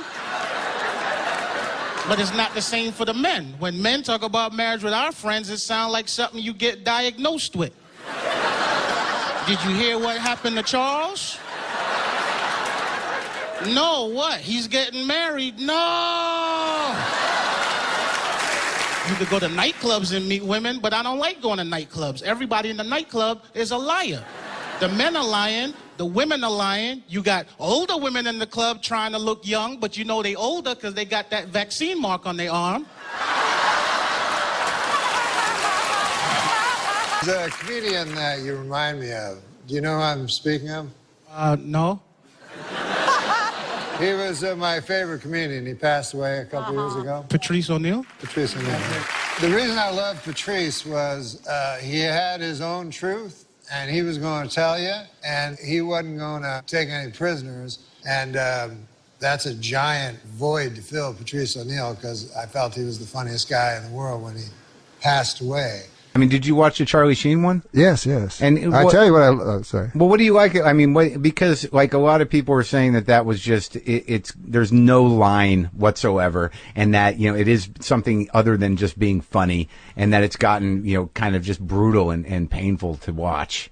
Right. Well, yeah, like, cause, when we get interviewed as comics, like, people always go like, is there any line? And we go, no, but there's lines. Of course, there's fucking lines, Yeah. You're a human being, well, hopefully. But I remember they were talking about William Shatner roast. Artie told me this, that William Shatner's fucking wife had just drowned in a pool 3 months earlier, and they had to get all the comics together and go, look, no jokes about his wife drowning. And they were all like, fuck. Yeah, what are we going to do now? And I was like, what, did it even occur to you to fucking do that joke? The guy's still wearing a black ribbon and his clothing is torn. I love Patrice on that, though. Because I love Patrice. Yeah, he's great. And he did it. I never saw a guy that did the roast so good. Because he didn't do all that. Well, I mean, that line is interesting because it's really a personal line. Our next roaster is Patrice O'Neill. You may recognize Patrice from his many speaking roles in movies, but only if you've sat in front of him in a theater. I know, some of these jokes may come off racist, which is why it's important to remember that Rosa Parks fought so Patrice could take 3 seats on the bus. So please welcome a guy who looks like Chris Farley after a mine shaft explosion, the very funny Patrice O'Neill.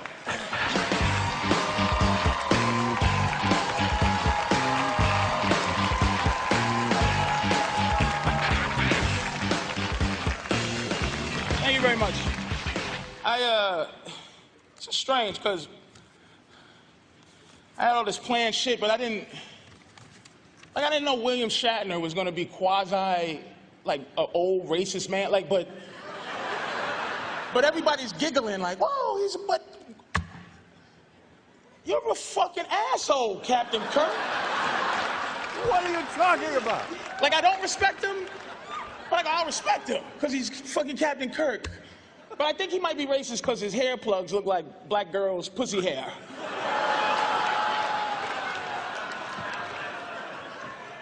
This is fucking amazing.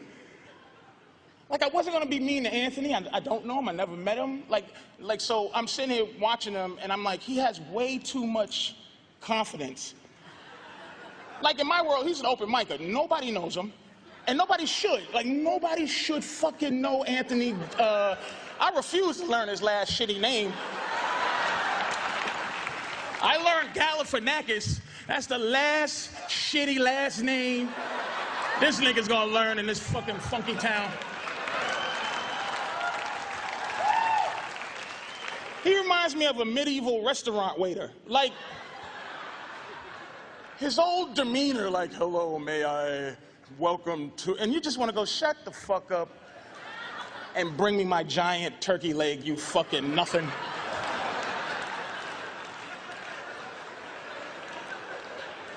How the fuck can I be too mean after all this shit? I can't believe it.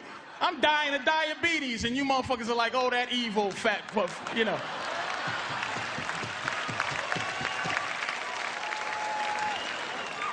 I consider Seth an icon, I do. Like, I got a critique about Seth. It's too much Seth. It's almost like he's jealous of his own creation. Where he wants to prove I'm better than the cartoons. But he's not better than the cartoons. See, but I think the problem is with Seth is that he don't have a partner. Like the South Park guys or Hanna-Barbera. I know we've read that old story that Hannah once said, I'm bigger than Yogi, and Barbera slapped the shit out of him for saying that. Seth needs a Barbera to slap him and slap him twice. Once to say, hey man, don't forget why people love you. And 2, just say you're gay. No straight man writes that many show tunes. That's a fact.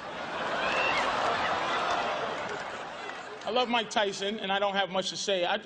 As a fan of Mike Tyson, I love him, and I don't mean, I love him. Fuck you. I love you, man. I'm just disappointed and hurt at how much comfort white people have around you now. I don't like it.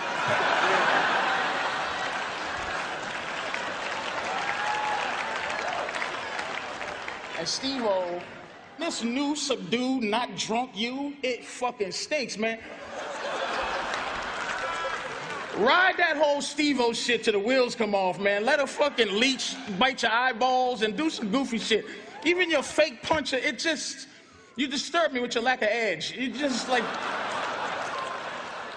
why are you still looking at me like that, Mr. Shatner, sir? You're like, boy, I had more for that nigga than didn't say it. I should have said it, because he's an asshole. You're telling it as it is. You're telling it like it is. Jeff Ross, I love you, I guess. Look, Jeff Ross is a legend. His funniness is a legend. But when I say legend, I mean a myth.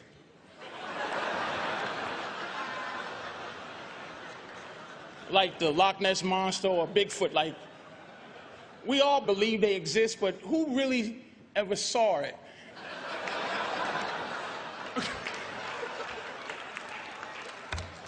Oh, shit.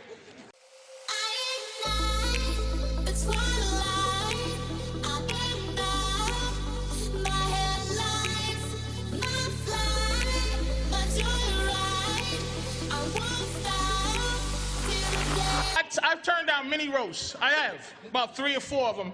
And I said yes to this, and I'm dead ass serious. I said yes to this because I respect Charlie Sheen. I do. I said yes because I respect not his body of work. Like not. It's all been very Christian Slayer-ish. Like it just like. He sucks, but he's good, but he sucks at the same time. I think that his stand that he made against the business, I think this is a fucked up business, but he stood up, he still survived, and he proved that nobody can keep like a Sheen down, you know? They can keep Estevez down, because his brother, and he's the good one. That motherfucker do everything right, and that nigga's career is over. Holy shit.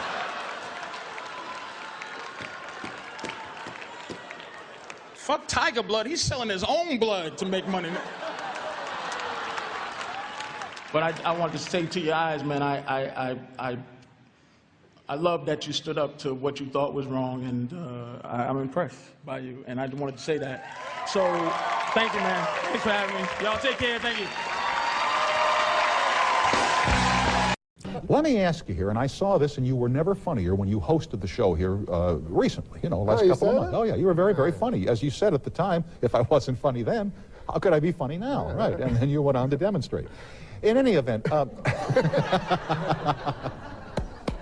I want to take a look at the moment when after you'd gotten you lost your job at Saturday Night Live, they then invited you back on to host like 18 months later, right? Yeah, it was odd. Yeah, and you were kind of musing on stage in your introduction about what had happened since you obviously weren't funny enough to be on the show, but now you're suddenly funny enough to host the show, and this was your explanation. I was ruminating. You were ruminating. Let's take a look at your explanation. Then it occurred to me, I haven't gotten funnier. The show has gotten really bad.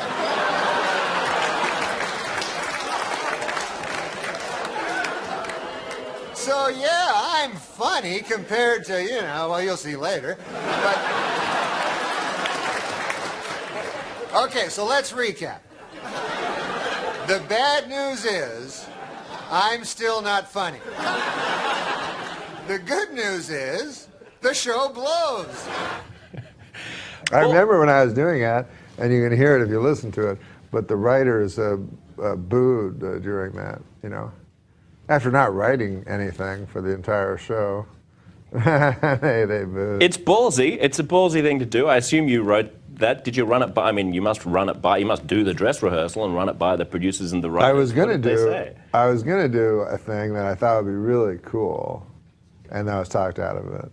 But I was going to do the monologue and then leave and let them do the rest of the show by themselves, which I thought would be good for the show, because it would be, you know, they'd have to get together, band together, and, you know, work around the fact that the host wasn't there and stuff like that. This was, of course, in a period when Letterman had he still hadn't gotten over the fact that he'd been fired by NBC and hadn't gotten the Tonight Show right. And you went on Letterman, and I still remember seeing this. He was just fired up with anger and fury on your behalf at the pinheads at NBC. What did that mean to have Letterman at your back? Oh, Letterman was so kind to me. Yeah, one thing about being fired was like a lot of cool guys I really loved, mostly Letterman, you know, he's my favorite guy ever. But Letterman and Stern and Gary Shanley and all these, Chevy and all these guys like jumped to my defense, which was really nice. But especially David Letterman, because he was the reason I got into stand-up, and he's the reason that I love comedy so much. I was asking you about the driving thing, because Norm doesn't drive. We learned that last time. And then I was listening to the Howard Stern show the other day, and I heard Artie Lang telling another story about Norm, which I thought was really funny and worth telling here. Again, I heard this on Howard's Sirius radio show. Artie was saying about how, I didn't know that you got fired from Saturday Night Live. Yeah. I thought it was just like, cast member decides, I'm going to go do other things. No, I got fired. You got fired because they said, what? It was like, you say that they told you weren't funny enough. Yeah. And then the show really started to suck, right? And this is like when SNL went through like its most unfunny period.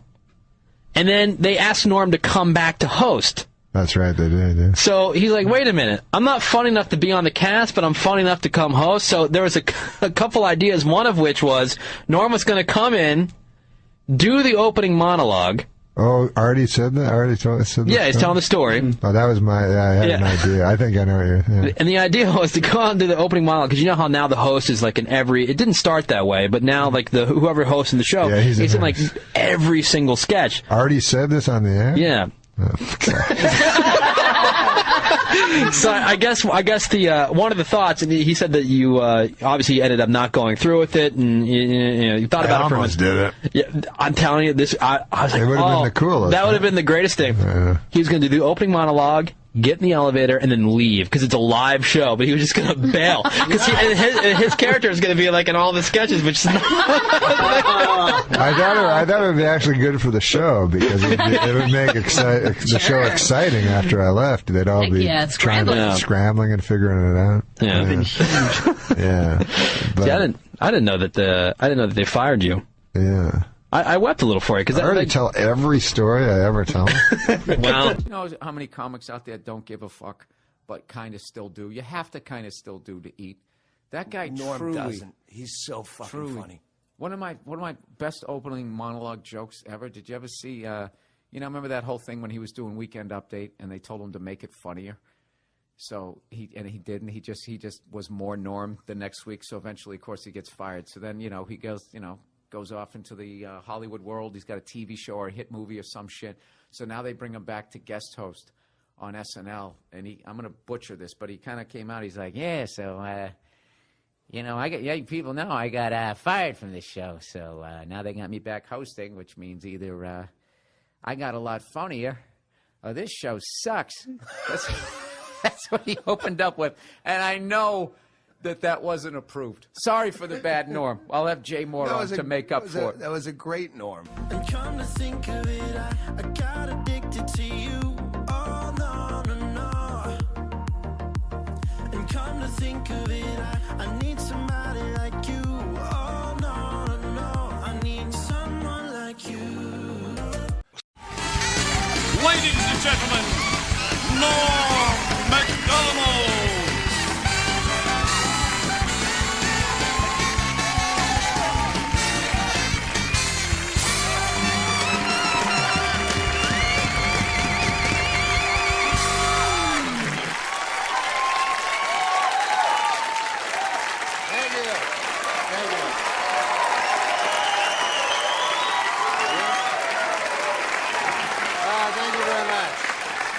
You're very kind. You know, in the, what's that?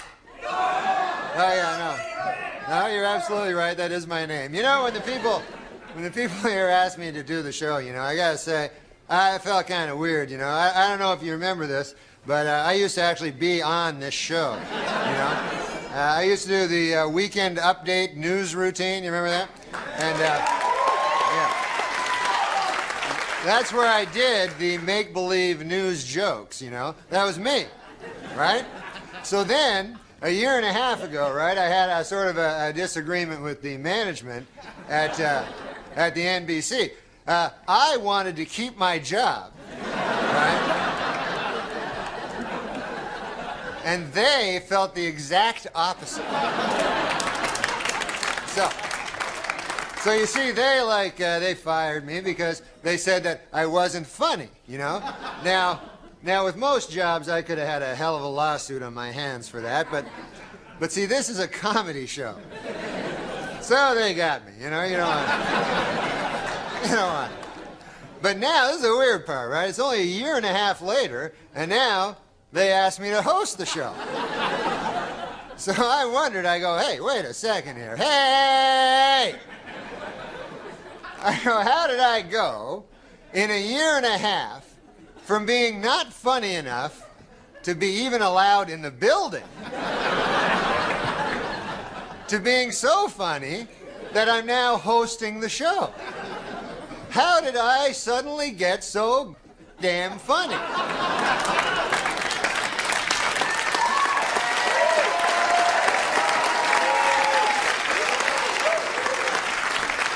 It was inexplicable to me, because a year and a half, let's face it, is not enough time for a dude to learn how to be funny. Then it occurred to me, I haven't gotten funnier. The show has gotten really bad.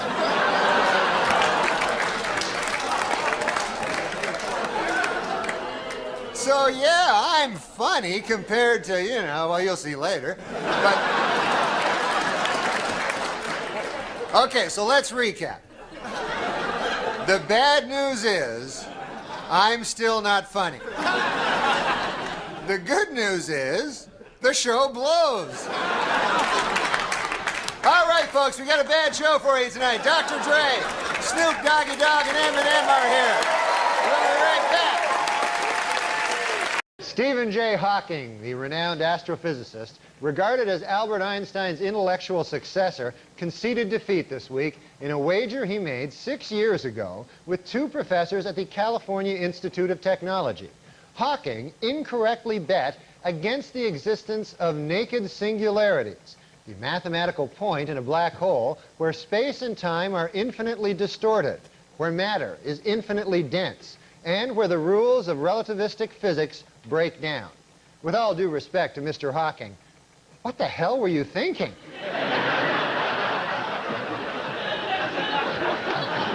I would have taken that bet, made a quick $20. On Wednesday, world chess champion Garry Kasparov tied Deep Blue, the IBM supercomputer that can examine 200 million positions per second, in the fourth game of their 6-game series. Earlier in the week, Kasparov admitted he made a catastrophic blunder in Game 2 when he failed to force a draw by moving rook to e8, opting instead for a Caro-Kann defense that soon transposed into a Pribble defense, which, after Deep Blue moved bishop to e7, gave him the advantage with his knight position. With all due respect to Mr. Kasparov, what the hell were you thinking?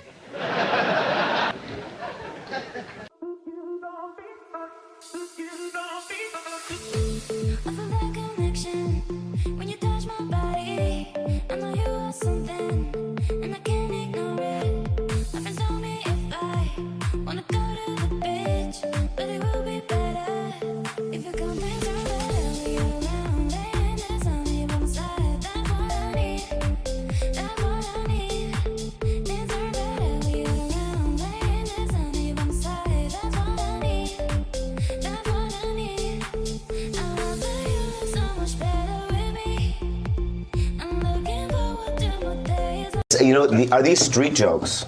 No. So you wrote them? They're not. Someone wrote them. No, I'll just read it then. Yeah. When you're single trying to attract a partner, it's important to project the qualities you desire, which I understand, but boy, oh boy, have I had to suck a lot of dick lately. That's sort of like a Bobby Lee joke. It is a lot like a Bobby Lee. All right. What about this one? This is for you. Here's one for Bobby Lee. I don't want to know no more dicks. No, sir. And then I also said that I sucked my cousin's dick. Yeah. Can I say that? That's a sharp left turn. Yeah, which I didn't know there was a camera on. Okay. Right? Yeah. And I'm not gay, but in high school I sucked my cousin's dick. Yeah, sure. Boy, was it hot outside today. I went out to buy a California Pizza Kitchen signature pepperoni frozen flatbread, and by the time I got home, it was perfectly cooked and entirely eaten. 100% true. Oh, you ate it.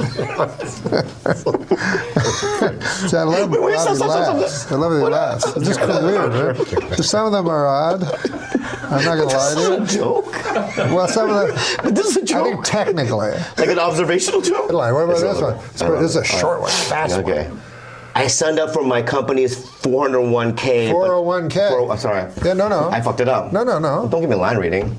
I give me a line reading. I didn't know what 401k was, so I thought. I mean, you give me a line reading and then you touch me. That's Well, you're very soft. I know. I signed up for my company's 401k, but I don't think I can run that far. It is a long way.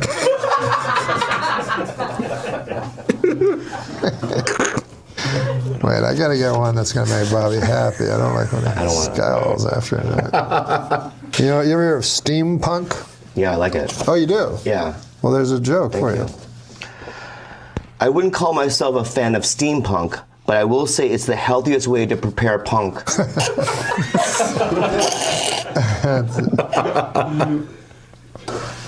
If I was grading constellations, well, this is a thing we get once in a while. We ask for letters from people that have problems, and it's actually called Dear Bobby. So this one says, Dear Bobby, I am in love with 2 boys and don't know which one to marry. First there's Andy. He's sort of blonde and sells insurance. Mama likes him, which helps a lot. He's very reliable and seems anxious to get married. Then there's Tony. He's dark and sort of gives me the creeps, but they're awfully nice creeps. I don't know which one I like best. In the daytime, I like Andy, but I believe I like Tony better at night. Which one do you think would make the best husband for me? Andy or Tony?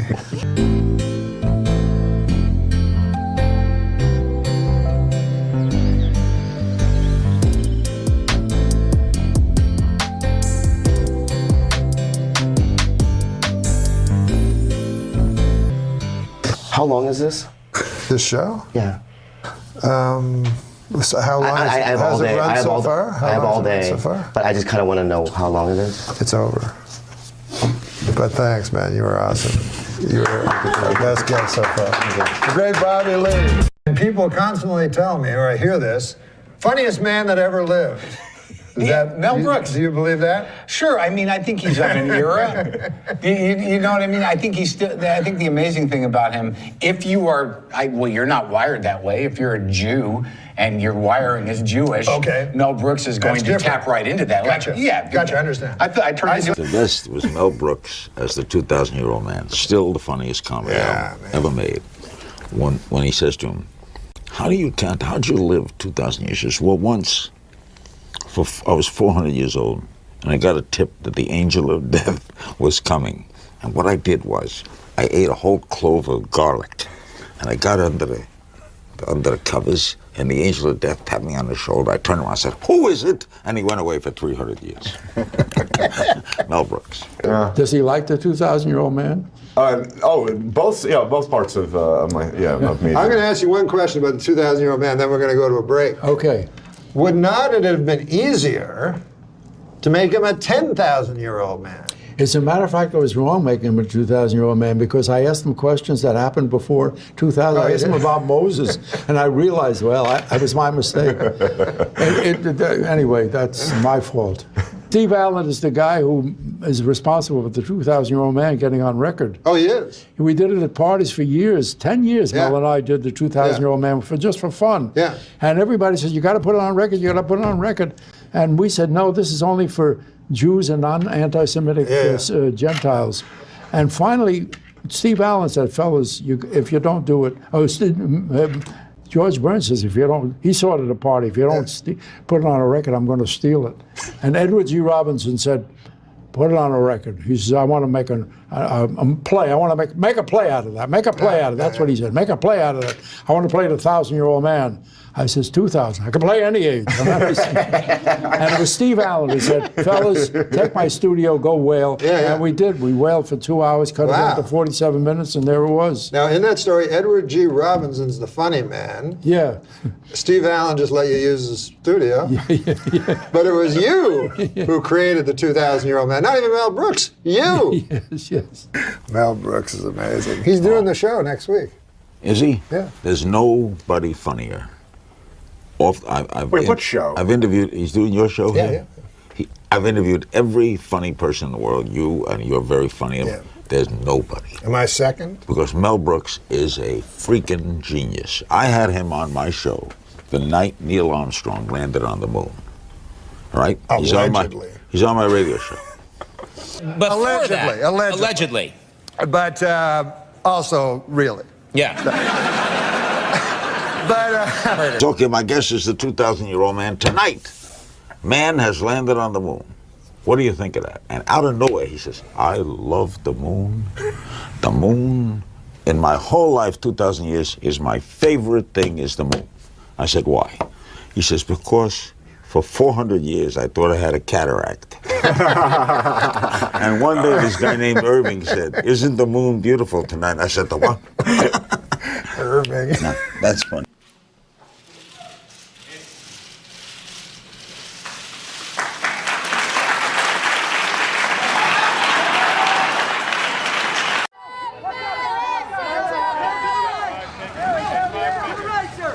Mel, hop on the left. All right.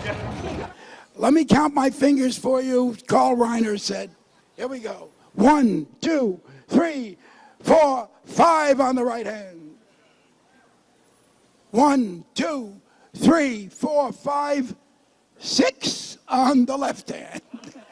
So when, this will be our day, but there'll be a lot of tourists in the future who might notice that I had 6 fingers on my left hand. If they're aware, but they're all from Des Moines, they'll never notice it. That's the best part of the picture right there. I'm crazy about that guy. I love him. I can't get enough of him. Adorable. Mel Brooks.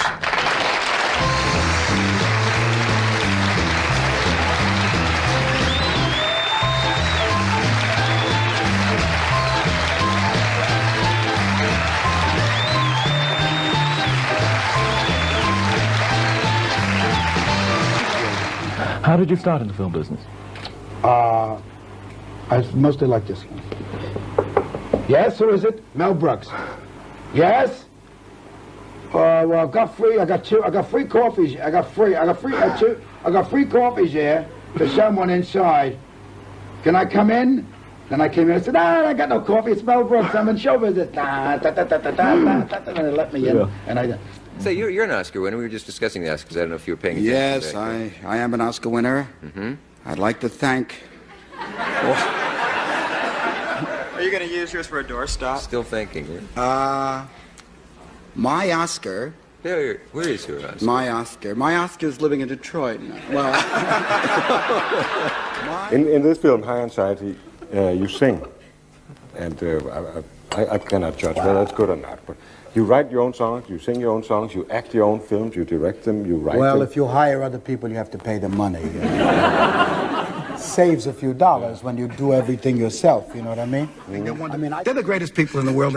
They have heart, they have soul, they have time, they have a joy, a joie de vivre. Joie de vivre. Yes. The French have a joie de vivre. That's true. Jews have a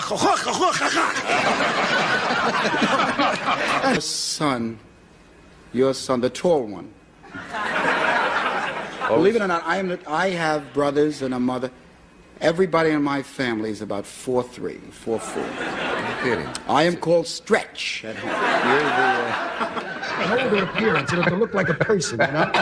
He's a silly kid. He's just really a silly kid. I really love you. I really love you. Well, you keep I saying... mean, I really love you. I know. You know what I mean?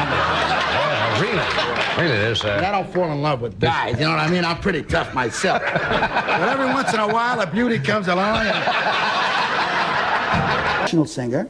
I'm not even a professional actor. I'm not a professional director. I am a professional tailor. Stand up. I'll show you. Take in here. Here is nice. Here is good. The crowd. Very good. Here we can make here, under the arms. I am... Sit down. Beautiful, thank you. You just made a film in Yugoslavia. Yes. Is that not true? That's true, sir. Why would you go to Yugoslavia when you could? Can't you find locations in America Well, that look like it's- Yugoslavia? Oh, there's no time for you to answer that. We will be Well, I'm right. going to answer it anyway. I don't care about your stinking commercial. We'll be right back. Would you like a piece of goat cheese? Goat cheese? How so? How so? I have a piece for you. I'd like. Where is it? It's right here. Is it really goat cheese? Yeah, it's really good. Do you want to split it? It was in my lunch, and I know how you like goat cheese, and I'll have a little bit. I brought that for you. It's good, isn't it? It's feta cheese. It's what? Feta, F-E-T-A, Greek cheese, goat cheese. Did they have that in Yugoslavia when you were making your film? Wood. We ate wood. I see. There was nothing to do at night. There was no fun. Tito had the car. I'm not going to help. What's next, Mel? Come on. No, I don't want to interfere. You're not interfering. This is fun this way. This is Susan's spot. This is Susan's spot. No, this is Susan She's gonna- Blakely. Oh, sorry. Spot, back. Now, but may I ask you some more questions? Two hard-boiled eggs. Now, may I ask you some Certainly. questions? Yeah. What do you think of me? Chapeau. Okay. It's not the best one, but... Will it do? Sure. Can you make do with that? I don't know why the 2,000-year-old man Can't- wears a cape. It's the worst cake. They How got many- me the worst.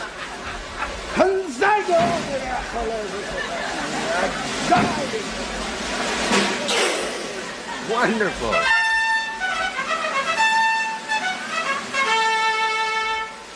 All right, I'm getting in character. I'm feeling it. I'm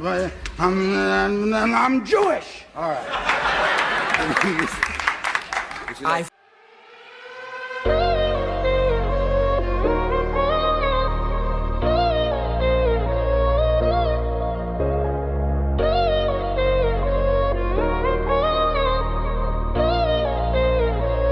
Heard that you're married to the most beautiful woman in the world. Is that true, Mr. Brooks? No, I'm married to Anne Bancroft. Ladies and gentlemen, my beautiful wife, my gorgeous wife, Anne Bancroft. I had no idea. I had no idea my wife was coming on, but it's always a pleasure to see my wife. Always. Because she earns a good salary. And I tell you that when you marry somebody, whether it's a boy or a girl, whatever you marry, you must make sure that they contribute to the financial pot of the house. They must contribute something. Just a smile is not enough. It's not enough. You have to chip in a few dollars, a few pennies. Chip in. She brings all her money home. Yes. No cafeteria. Yes, and I invest all her money into this pocket. Make sure it's... Let me ask you quickly. We haven't talked to you in so long. I want to ask you about your family. My great family. I love them all. How's your? We used to talk in the old days. You and I used to spin some yarns about Uncle Hector. How's Uncle Hector? Oh, Uncle Hector. Uncle Hector. He's Polish too, I'm guessing. No, he wasn't Polish. Oh, okay. No, he was from my cousin's side of the family, and he was.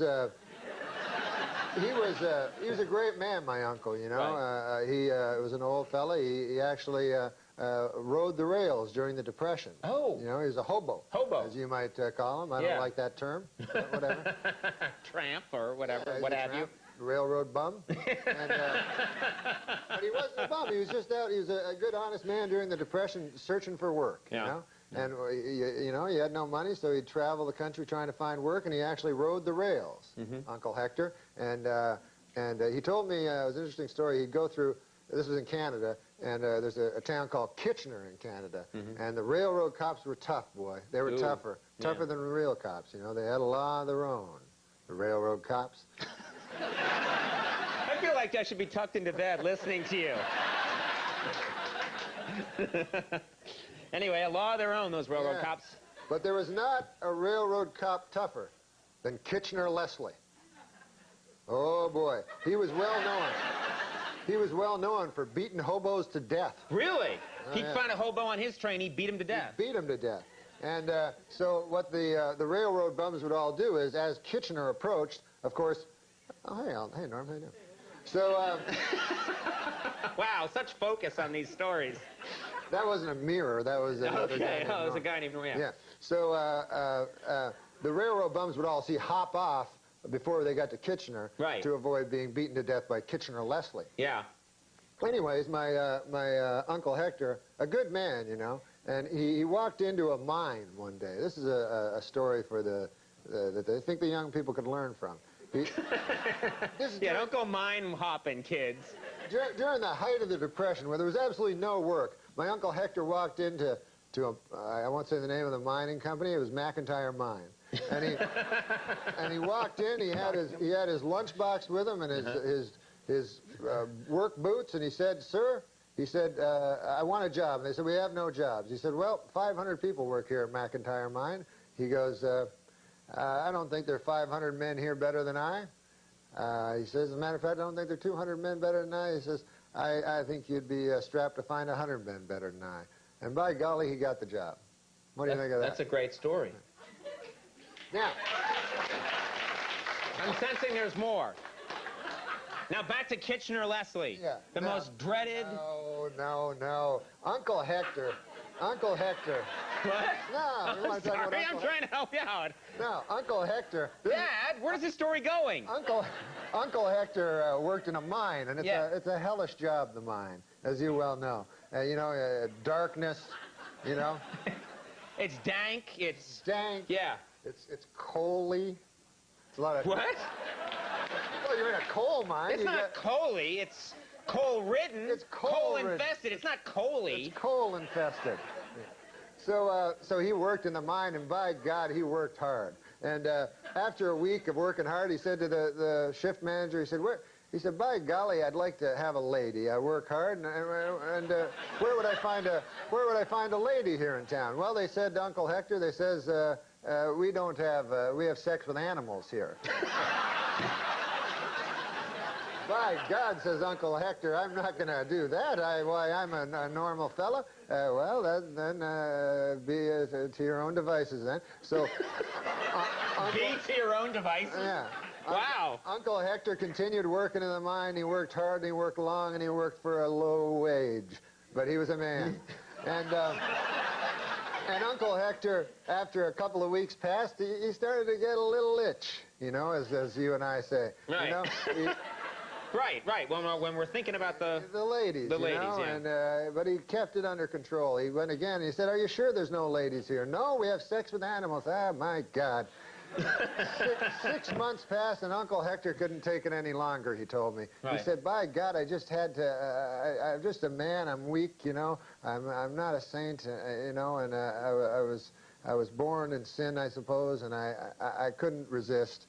I just needed it." So he said he walked by a pasture, and there was a pig. Oh, God. Yeah. That's terrible. Yeah, it's terrible. And so Uncle Hector said, well, he said, I walked up and I began having sex with a pig. And he said, all of a sudden, he saw all the miners like around him, you know, looking at him. They go, "Uncle Hector, what the hell are you doing over there?" And Uncle Hector's like indignant. He's like, "What? Well, you're the guys that told me that you have sex with animals." They're like, "Uncle Hector, you damn fool. That's Kitchener Leslie's girlfriend."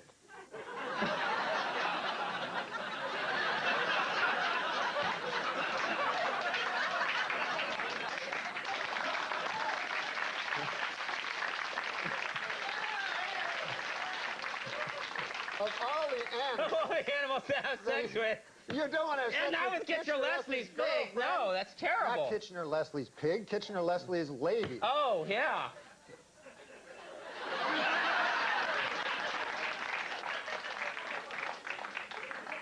You tell quite a yarn, man. Well, I had shorter ones, but...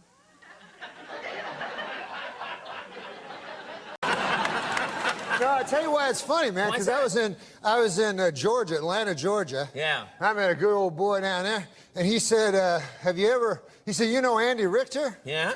Yeah. He did. Yeah. You met a guy in Georgia, and he said, "You know Andy Richter?" Oh yeah, you guys do well there. Oh. And he said, I said, "Yeah." He said, "Have you ever heard of Andy Richter joke?" I said, "No." He said, "Well, most of it's based on him being Swedish German." And then he told me an Andy Richter joke. And Really? But I didn't know he was Swedish German. I thought it was all nonsense. Yeah, well, now this lines up perfectly. Let me ask you something, because it sort of relates to the first... Wait, don't you want to hear the joke? No.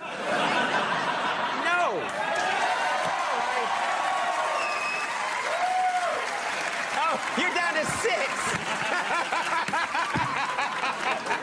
You're down to 6. All right, this joke will get you back up. You can get him back. Let's hear the joke. Well, the fellow says, "Man," he says, "you ever heard a time about the old prospector?" That's how he tells you, know? Yeah. He says, "Man, there was an old prospector, and he was prospecting for gold, and he was having a hell of a time getting any gold. You know? It was an empty stake, I believe."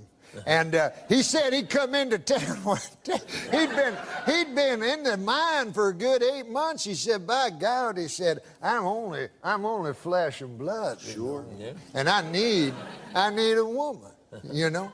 And so he goes into town. He goes up to the bartender. He says, "Bartender," he says, "Man, I've been in that mine for a hell of a long time, and I'm only flesh and blood. I need a woman." Well, the bartender says, "Hell, there ain't no women in this town. If you want to do any of that business, all we got is Andy Richter, the Swedish German."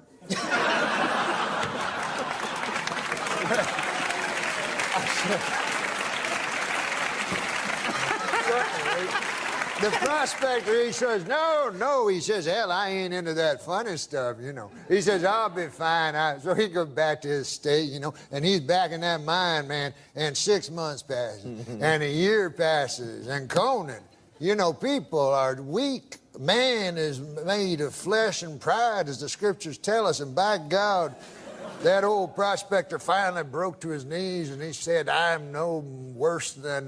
Then he went back to the bar. Yeah. He was a beaten man. He says to the bartender, he says, "Hell, man, I've been in that place 2.5 years. A man has needs, and if you say there's no women in this here town," he says, "well, I'll have to go for Andy Richter, the Swedish German." But he says, "Listen now," he says, "man, I'm a tough old hombre, you know, and I got friends now." He says, "I don't want anybody to know about this." You know, this is back in the old days. Sure, yeah. He says, I can tell by the accent, yeah. He says, "I got my cowpoke friends and so forth. I'd hate to hell anybody know about this. You know, this got to be all secret. Nobody." I say, "Nobody can know about this." Bartender says, "Well, 4 people will know about it." "How do you figure that?" He says. "Well," he says, "I'll know about it." He says, "You'll know about it. Andy Richter, the Swedish German, will know about it. And the feller that has to hold down Andy will know about it."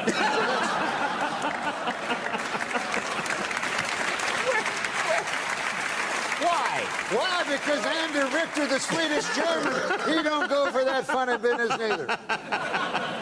Well, at least you left me my dignity. Yeah. I like the way that story ended. Yeah, That was a nice... You weren't gay. Right. Yeah. No, but that's not beside the point. You were raped. No, it's more.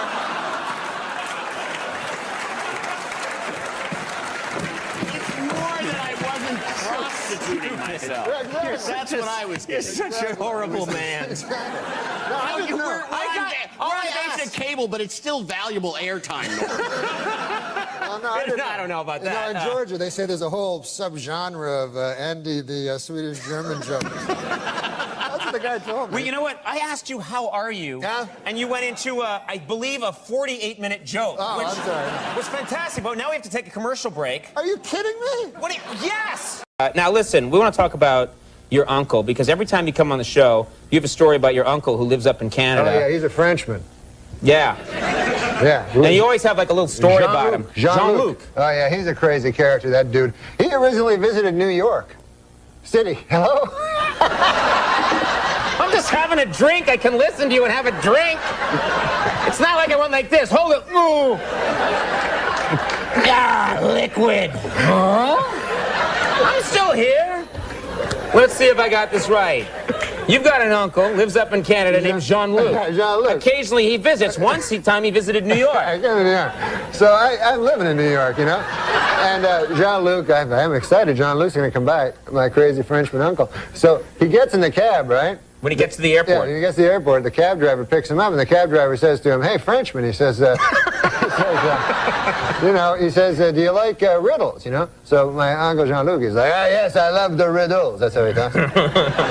He goes, I like nothing better than a riddle. So the cabbie's like, all right, here's one, right? So here's the riddle. His brothers and sisters, I have none, but this man's father is my father's son. So my uncle goes, I don't know.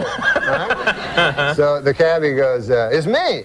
It's me. Oh, yeah, makes sense. Oh, he thinks about it. Oh, by God, he says, that's a good riddle there. He says, I have to tell my wife, Mary Claire, when I get back to Gaspé. That's where he lives, Gaspé. Right. So he's like, take me back to the airport. And the cabbie's like, what? Right? The cabbie's like, I thought you wanted to go visit Norm then. No. I go back to the airport. All right, you know, I have to tell Mary Claire. Seems odd, right? Right. Gets back on the plane, flies all the way back home there to Gaspé. And he gets back, right? Runs in the door. Mary Claire, where's vous? You know, where are you, Mary Claire? Come on down here. I have a riddle for you. She goes, oh, Jean-Luc, I love the riddle. She's a woman, high voice. Michael Jackson was visiting. Yeah, all right. So, you're going to love this riddle. How was New York? Forget about that. I get the riddle. Brothers and sisters, I have none. But this man's father is my father's son. She goes, I don't know. Who is it? Some cab driver back in New York.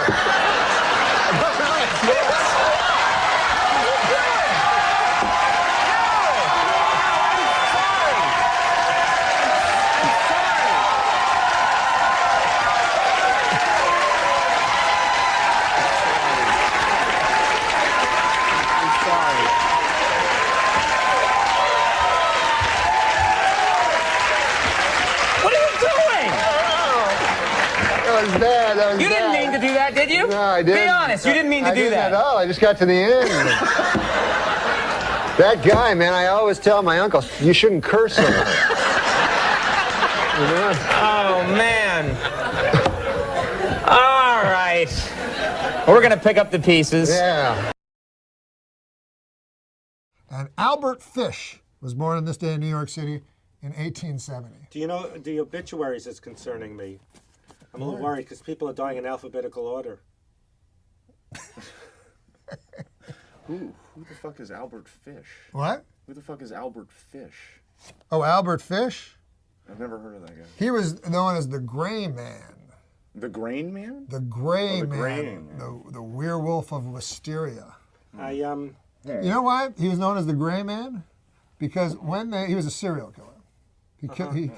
He slayed children and ate them. He's a cannibal. But when the police asked a woman to describe him, and she said he was gray in both appearances and demeanor. Very bad description. This is like Arsenio when it was woo. Yeah, woo. But But anyways. I'm pretending I know who Albert Gray is. I didn't. No, Albert Fish. Oh. You're a New Yorker. So anyways, he was a child rapist and cannibal, as I explained. When he says child rapist, you try not to laugh when he looks at you. Oh, come on, man.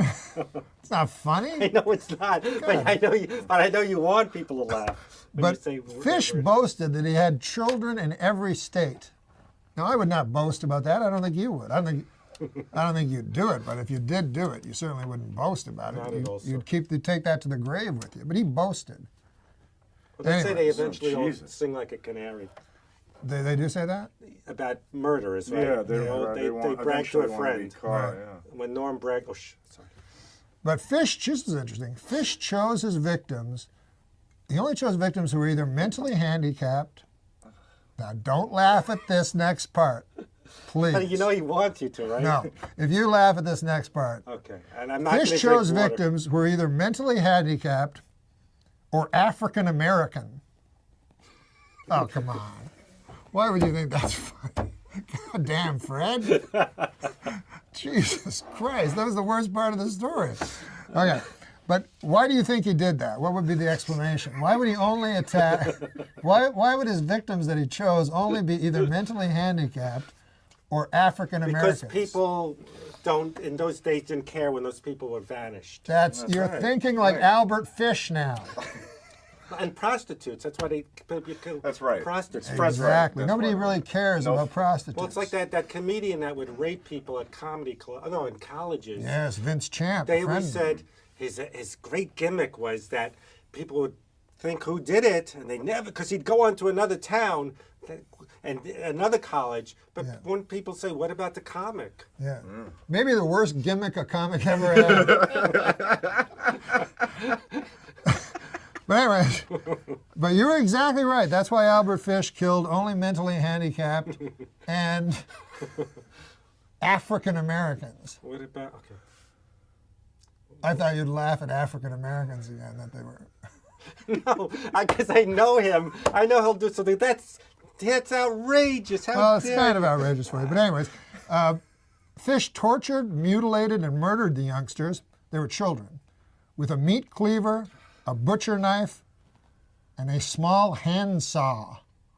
Oh, Jesus. God, This is the topical portion? Yeah. This is the birthday. And then he solidified his reputation as the most vicious child slayer in criminal history. Oh, Though barely literate, Fish wrote taunting letters to the parents of his victims, gruesomely detailing how he slayed, butchered, cooked, and then with great enjoyment dined on their offspring. He would inevitably declare that a child's roasted rump was the most toothsome dish in all of gastronomy. Additionally, Fish was a masochist, get this, and he would insert wool doused with lighter fluid into his own anus and set it alight for his own enjoyment. Fish was finally arrested, and he immediately began confessing to killing 700 children. Get out of here. Yes, and he was dizzyingly happy about it. Smiled as he described the grisly details of the tortures and the murders, appearing to the detectives. And one of the detectives said he appeared as the devil himself. I mean, this guy was a real jerk.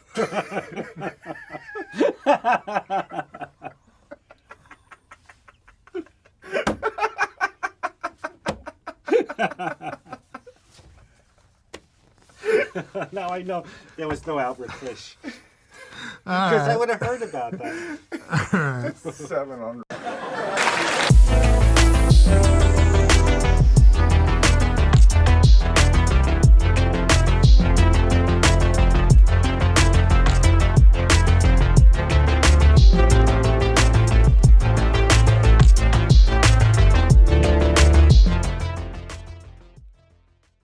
Son, he's older. He's got to be at least 8.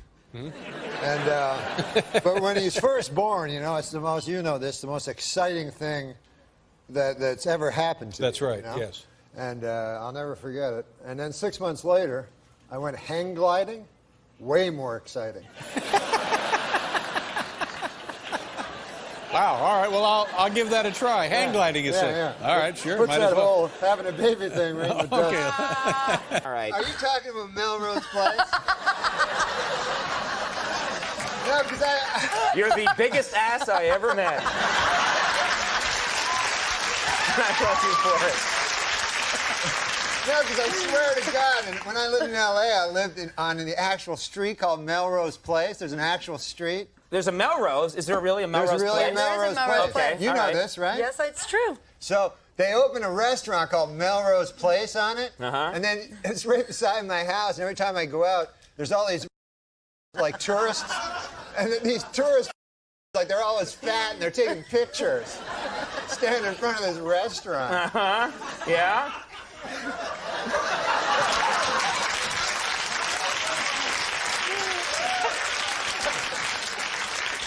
Well, thanks for the help, pal.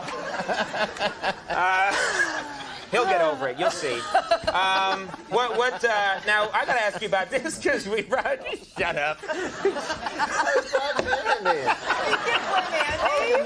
That makes it all right. Well, I want to talk to you about something, because this came up earlier in the show accidentally, because I didn't know what Norm was going to talk about tonight, and it's best sometimes if I don't know. But he mentioned Carrot Top.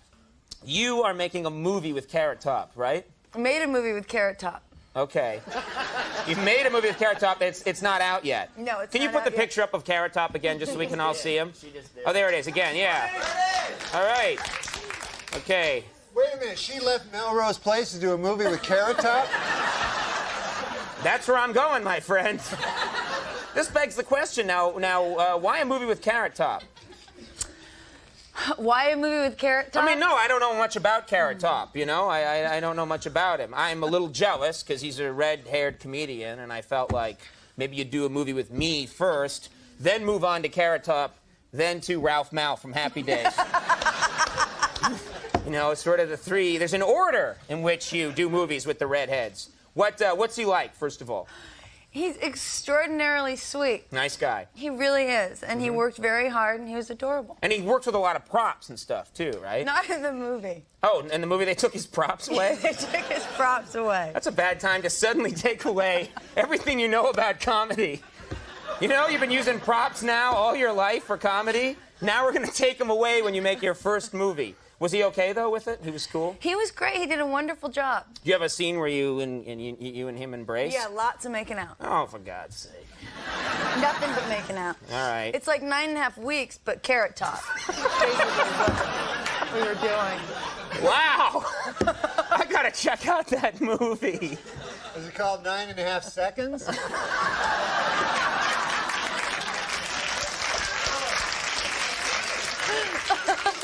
Like he's premature ejaculator. We got it. You know what happened?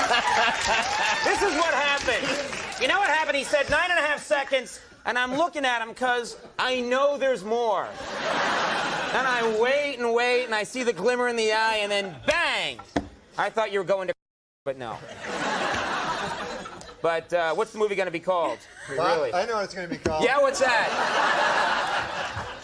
If it's got Carrot Top in it, you know what a good name for it would be? What's that, Norm? Box Office Poison. She's in it. What about my career? Courtney Thorne-Smith, the girl sitting to your left, is in the movie. I'm going to go see it for closure.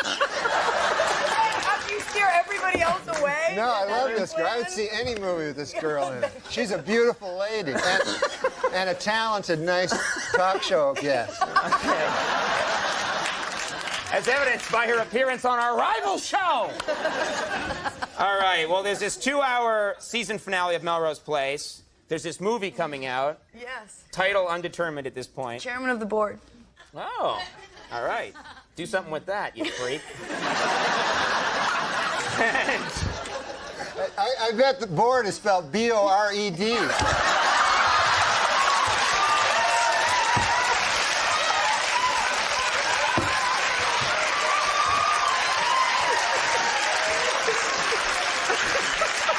You like people that are sincere. Yes. What about gifts? Are gifts a good idea? Or does that put too much? Gifts are good.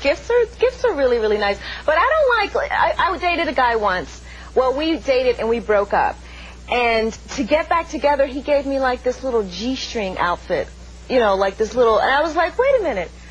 That's for you. That's not for me. So stuff like that is not good. Another guy gave me a keychain, a plastic keychain. Well, that guy is a moron. How do I get the supermodel back? Hey, look, $1.99 at the airport. I heart New Jersey. Well, he really gave you a He gave me a keychain? plastic. I was going to bring it out, but I couldn't get it off of my keys, so I left it in the backstage. But he gave me a keychain. Why didn't you bring out the G-string?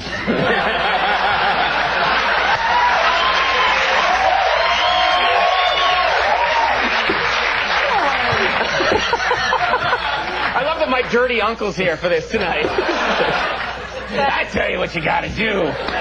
You gotta bring out that G-string. No, I like guys who appeal to like the little, you know. Wait a minute. Why are you looking at yourself while she's here? Because I'm deathly pale. Look, see? That was good. I look like Nosferatu. I love that you're sitting next to Rashamba, who's wearing that, and you're going, oh. you're writing a book. Yes. How to be a model. Yes. The Complete Idiot's Guide to Getting into Modeling. So, like, rule number 1, be incredibly beautiful. I mean, what are the things that you can do? I know rule number 2. Yeah. Don't be a midget. No. Stop it. Okay. All right.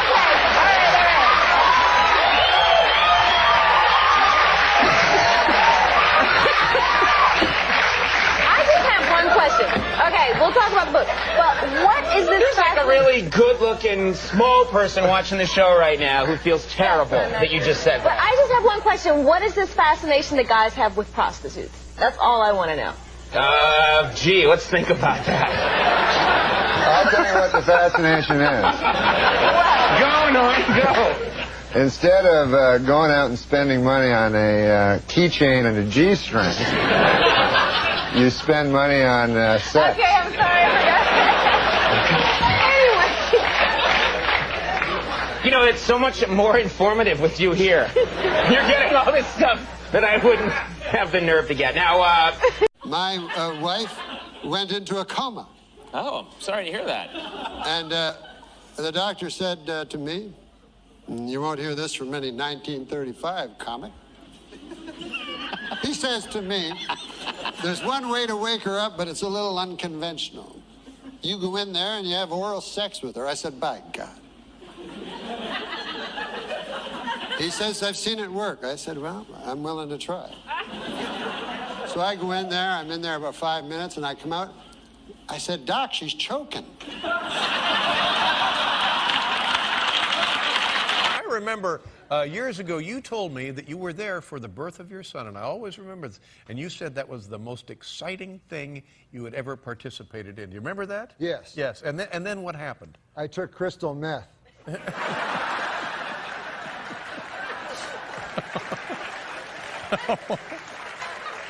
Oh, no. No, you didn't. No. I didn't know what you were getting No, at. that's right. No, and then you said a couple of weeks later you went skydiving. Oh, was that it? Yeah, that was what it was. Yeah. Or hang gliding. Yeah, hang gliding. And how was that compared to the birth? It was. This was a joke I did at one point? I have to do your act for you now? Is that what it's come to? And you said that was much more exciting than the birth. Oh, I'm sorry. That's what's. Adam had a question he wanted to ask you about your comedy. Yeah, I've been chomping at the bits to ask this one. I've been thinking about it all week. Norm told me to come up with some questions for you, and I've just been dying to know, where do you get your ideas from?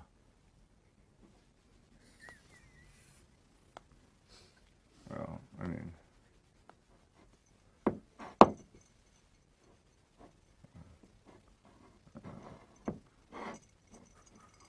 Yeah, I've been dying to know, where do you get your ideas from? Norm yeah, you know what to do. That's a good No, I really, I've been watching you for years, and I've always been really curious. Where do you get your ideas from?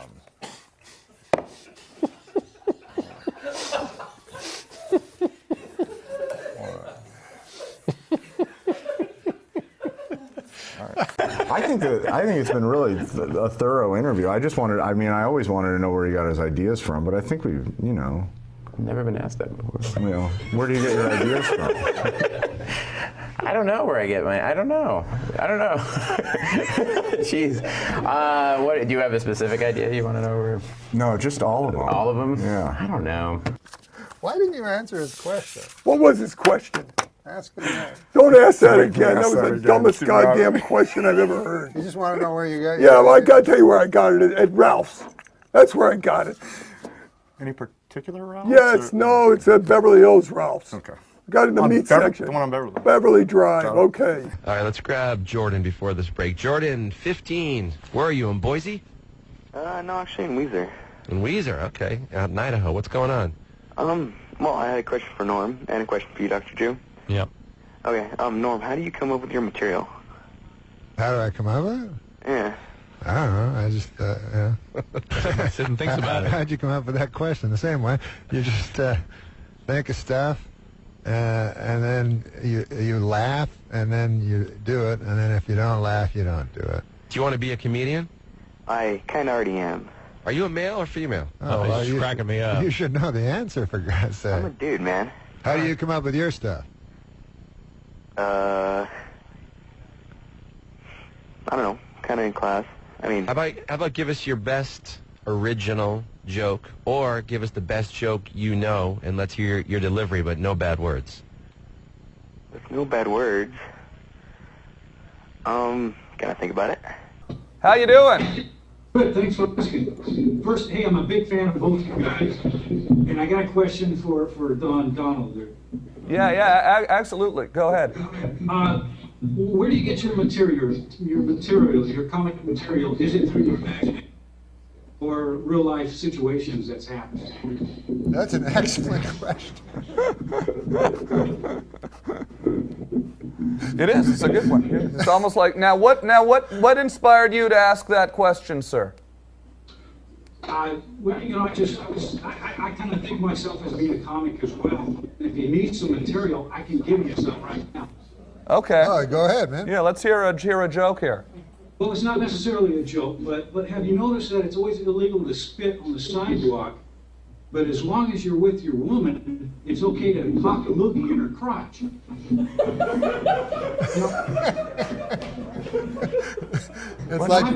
I'm thinking the cheap bastard should go buy some lubricant or something. Yeah. It's like wrong here? punk rock of comedy. Well, that's awesome, man. That's great. That's good. That's Thanks. a new way to approach comedy. It's a. You want to play a little something on the piano real quick? Well, Tom, right now it's not powered up because I got an outlet situation. Oh, okay. Going. All right. I got some pre-recorded material. Okay. That's all right. Power it up next time. He could have a Thanks. whole act like that. Wow. He could. I swear to God, he could craft an entire act like that. You know, why is it okay to throw your gum? Like, you know, why is it bad if you throw your gum on the street, but it's all right if you rape a lady? You know, it's like the premise is crazy. It's not all right to spit in a lady's vagina. No. No. That was what he was talking about, wasn't it? Yeah, I think he said like on our program here, on our broadcast. He said it's so terrible if you spit on the sidewalk, and yet perfectly accepted in our society to spit in your girlfriend's cunt. Yeah. Shocking.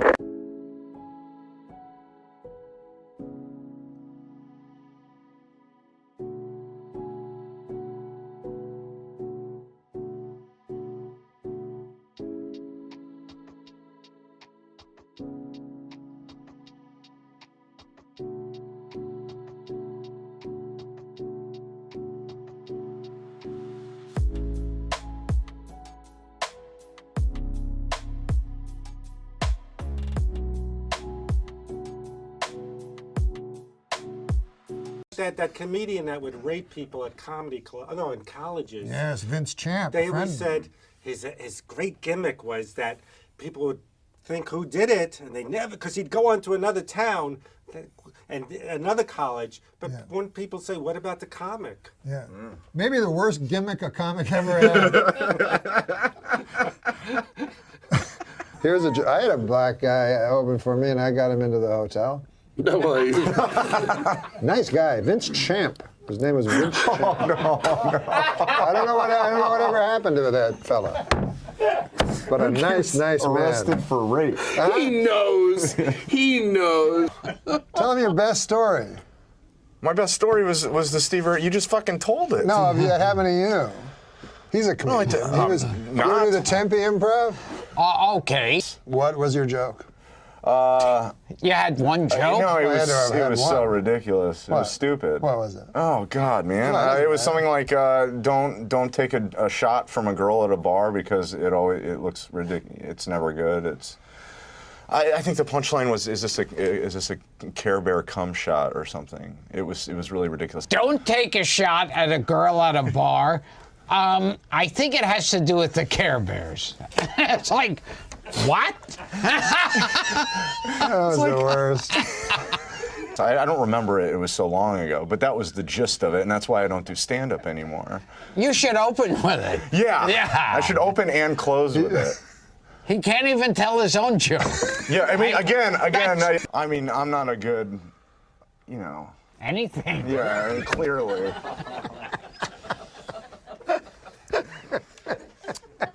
I mean, it's like. I was at a party with a friend and I noticed you first, and you returned my gaze, knew how to quench my thirst. You took me to that room like a dream come true. The dance you performed was just for me and you. Kisses on the neck, then you work your way down. Let yourself go for me all around town. Seductive. You're a bisexual. Is that true? Yeah.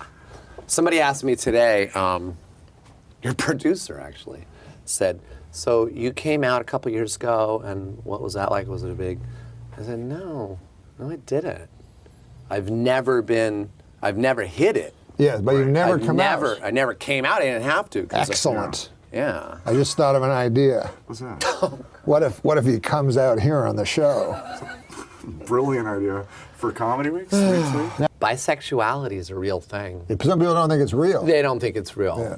The joke that I heard is, like with me, people say, when I say I'm bi, straight people say, yeah, whatever, you're gay. And gay people say, yeah, whatever, you're gay. Like it's a cover up. Isn't that interesting? Because I think the opposite. That it's a cover up to being Not straight? a cover up, but I think that bisexuals are straight. I even think gay guys are straight. Yeah, I know what you mean, but that's because you are so straight. No, that's really what it is. This is why, because let's say you're gay. You can't comprehend. And you. No, I can comprehend. But let's say there really is such a thing as bi. But go ahead, let me hear it. Let's say you're gay. Yeah. Strictly gay, right? In society. Okay. Yeah. And you're hiding it. You marry a woman, you fuck her, you have kids, right? This happens all the time. Happens all the time. Now, let's take the reverse of that. Let's say you're straight. Can you imagine, just completely straight, could you imagine a scenario where you would enter a gay relationship, get your ass fucked every night for years just to put on appearances for the folks next door? I think a guy that fucks asses has an easier time fucking a pussy than a guy who generally fucks pussy moving over to a guy's hairy ass. It's all, I don't put it that way. No, I don't think, because to me it's not, I think you're just confused. Okay. Because I think it's not about gender for me. It's not about gender. No, it's like playing the numbers. Just, I mean, it makes sense. It's just like me being attracted to somebody doesn't have to do with whether they're a man or a woman. Yeah, what does it have to do with? No, I almost said their personality, but it does. I mean, that comes into play. But it's like, to me, this sounds even more shallow, but just beauty. Yeah. And men, you're a very beautiful man. It sounds less shallow. Well, no, it's shallow if you're just attracted to like a hot car. Yeah. You know what I mean? We're getting into some, because intimacy and sex is what, there's love and then there's sex, and sometimes they happen at the same time. Yeah. Sometimes it's just sex, and sometimes it's like there's just a hot woman or a hot guy. Are bisexuals, do they generally get to, in the homosexual part, use their cocks? Do you know what I mean by that? Everybody uses their Well, cocks. no, they're not the guy getting fucked up the ass. That's the other weird thing. When a guy has that kind of... I have had relationships with guys that really are straight. But I am having sex. I'm popping it up. Yeah. Well, I believe that straight. a person that is not homophobic, because I think homophobia runs very deep. Yes. And I would say, that's what I say to my friends. I go, well, if you're not homophobic, why not whack off your friend that's a gay guy? Like, what's stopping you? Or blowing him? Well, or letting him fuck you in the ass? What's stopping you? You're not getting anything out of it, but he's having a hell of a time. Well, that's where my window of opportunity I bet it is, right?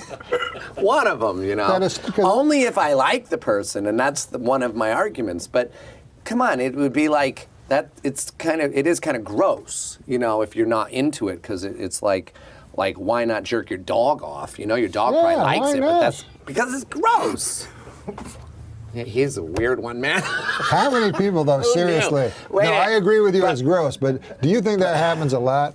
Like lonely people and their dogs? Jerking off their dogs? Oh, yeah. Every time I Fucking see their a dogs? woman walking down the street with a real big dog, I'm like, oh, they're going out. Women? Women are But they don't going even out like with their fucking. They're going out with their dogs. No, they get their dogs to either go down on them. You know, Judd Apatow recently, and I'm apologizing to him. Oh, but directly. his dog is No. sexy.